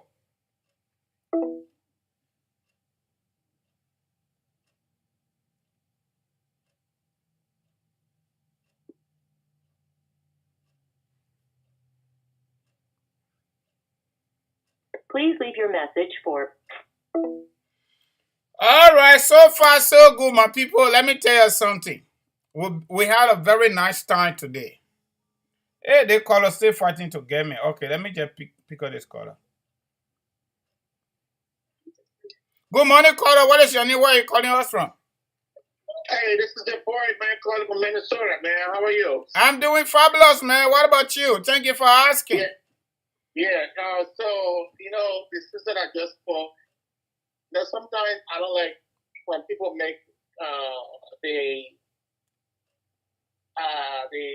example between Joe Walker and Joe Biden. It's not even comparable. You can't do that. But my brother, quick. Let me just say something. Yes. Instead of you critiquing another caller, why not you just critique the interview? Why not you just critique the interview? I'm only speaking to what somebody said. No, I don't criticize what someone said. I just think something to what she said. Okay, go ahead. Let me give you the time. Yeah. But be snappy, please. I gotta go. Okay. So Joe Biden has a perfect healthcare system. It's not the same with Liberia. In the beast, you see those cars are behind in the presidential convoy. It has Joe Biden blood type. It has all of the components of Joe Biden's entire system. It's all those cars. If anything happens to Joe Biden right there, then anywhere, if they are able to revive him, it's not the same way with Walker. It's completely different. So somebody who have and the thing is, my brother, Joe Biden, Walker problem came as a result of the vigorous campaigning that he had before. When you go to a doctor and you say, oh, this thing happened to me because of XYZ, the doctor will tell you, I will advise you not to do this because this was what caused you to attack this problem. That is the one that is paying your bills. So that's what you say. Do not go and work to that place. Let's say if you got asthma from a cement factory, the doctor will say, you know what? Working in a cement factory is not a good thing for you. So it's left for you. You can still go and work there, but the risk of you being there is hard. And that's all we say. With age and all of these medical, that doesn't mean that Waka can still outlive some young people. He can still out. There are a lot of people who said Waka was going to die. Young people, they died. Waka is still alive. But we're saying for the sake of this old man's life, I just think it would be wise not to do that. But thank you. But okay, we don't need to go to another debate for that, my brother. But anyway, George Weah is there. He's very young. We see what he's doing. Eddie was there. She was also old. We saw what she did. Anyway, but let her go for another day. Tomorrow morning we'll be here. Tomorrow morning we'll be here with another conversation and we can pick up from there, okay? All right, thank you. All right, thank you too for calling. Yeah. All right, folks, before we go, I want to bring, let me see. I want to bring on board one of our traditional musicians. I don't know whether I will get there. If I can, then we'll keep it going, and then we call it a day. All right. So I'm not getting what I'm looking for.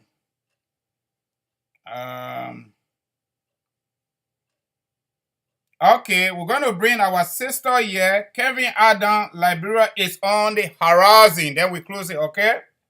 Our own sister here. Liberia is on the horizon. Now under George, we are going to be the new president, Joseph Nyuma Boakai Sr. Take it to the bank. All right? We will. Yeah. She said we are. Said we will. I got no copyright to the song playing in the background, Mr. Facebook.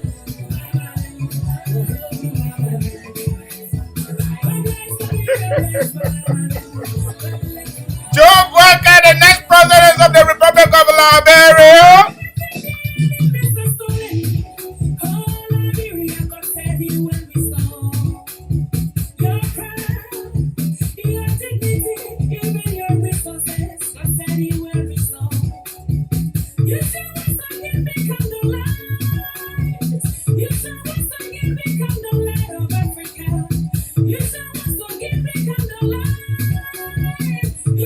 Y'all listen to our sister.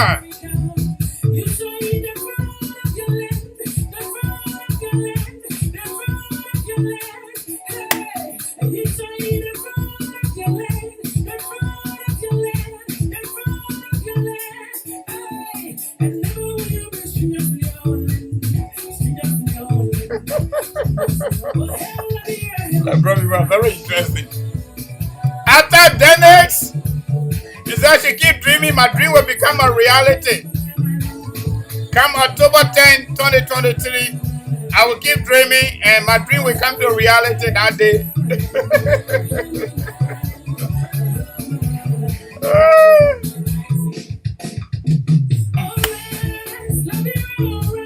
Liberia will rise under Joseph Boakai, trust me. Take it to the bank. Liberia will rise under Joseph Boakai. Bakubai gotta go. That's the number one danger to our nation.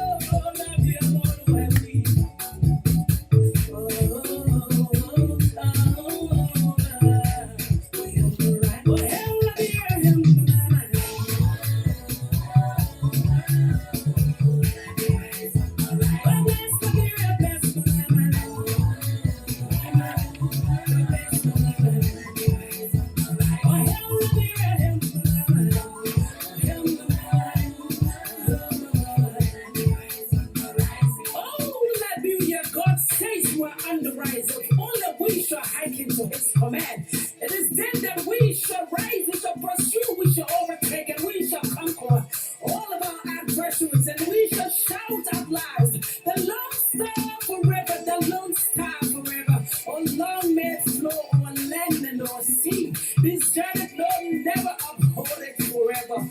And shout for the Lone Star. Oh, hell will be him.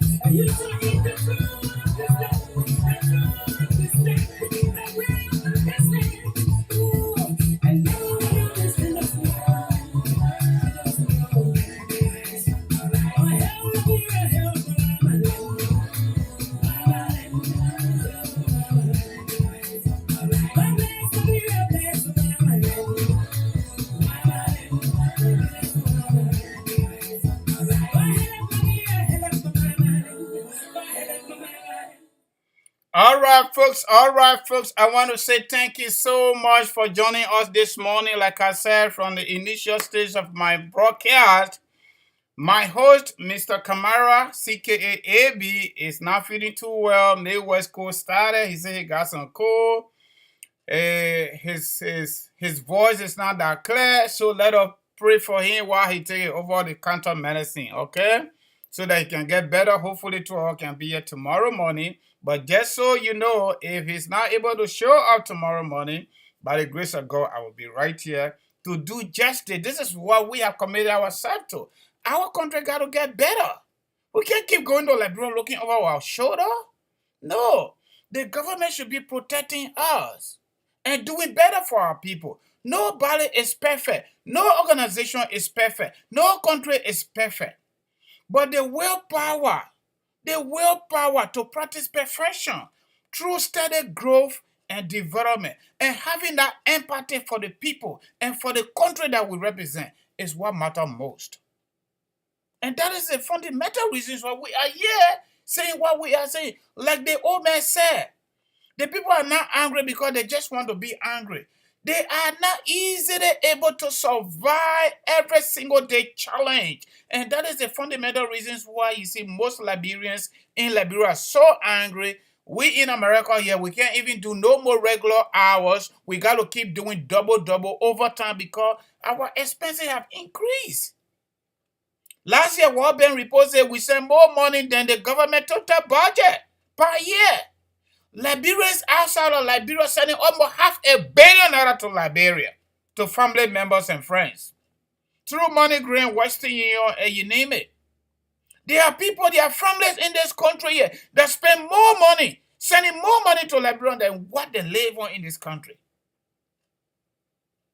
This is true. This is not information that you need to go look for. Just check your MoneyGram. Those of us that got it on our phone, just check your MoneyGram. Just check your Sendwave. Just check your Western Union. Just check your RRA. You will get to know what I'm talking. It is true.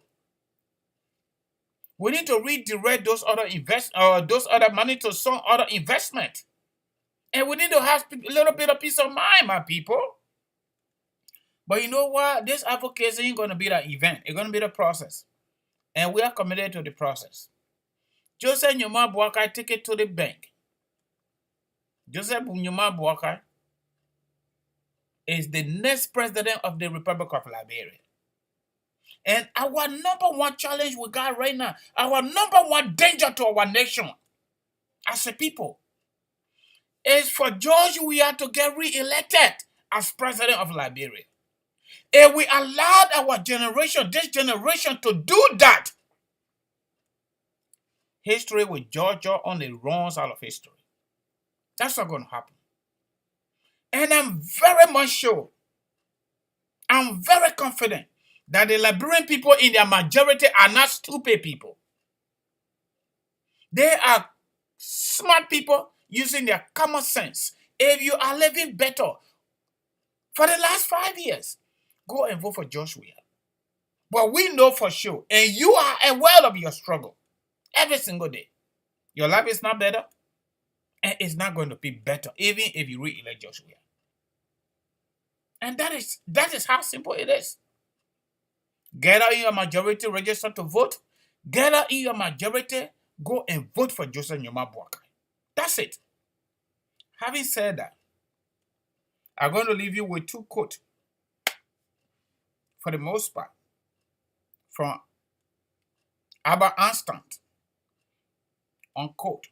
Bad governments are elected by good citizens who don't vote. He go further down. The world will not be destroyed by those who do evil, but by those who watch them without doing anything. That's what Albert Einstein said. So if you don't vote, if you don't show up to vote, the people that vote, you contributed to their vote because they elect bad people and you did it. Because you sat there, you decided not to vote. If you see something, you must say something, my people. I'm decoding the quotation to you. If you say that and say that the people think, if you say that and say, oh, that the people think, oh, that politics, my hand inside, your hand will be inside, your children's hand will be inside, your children's hand will be inside, your children's future will be blank. So Einstein said, the world will not be destroyed by those who do evil. If you don't go and register to vote and you sit down some parley and you don't vote on October 10, 2023, you are doing evil to your own country, to yourself, to your generation and unborn generation. That's what you will be doing. I'm decoding a quotation to you. The world will not be destroyed by those who do evil, but by those who watch them without doing anything.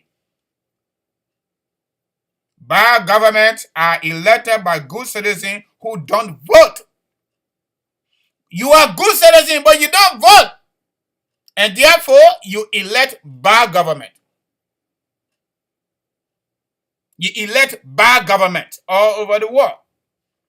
I want to say thank you, yeah, my people. Don't forget about Kangoma Multi-Services Consulting, Immigration, and Financial Services.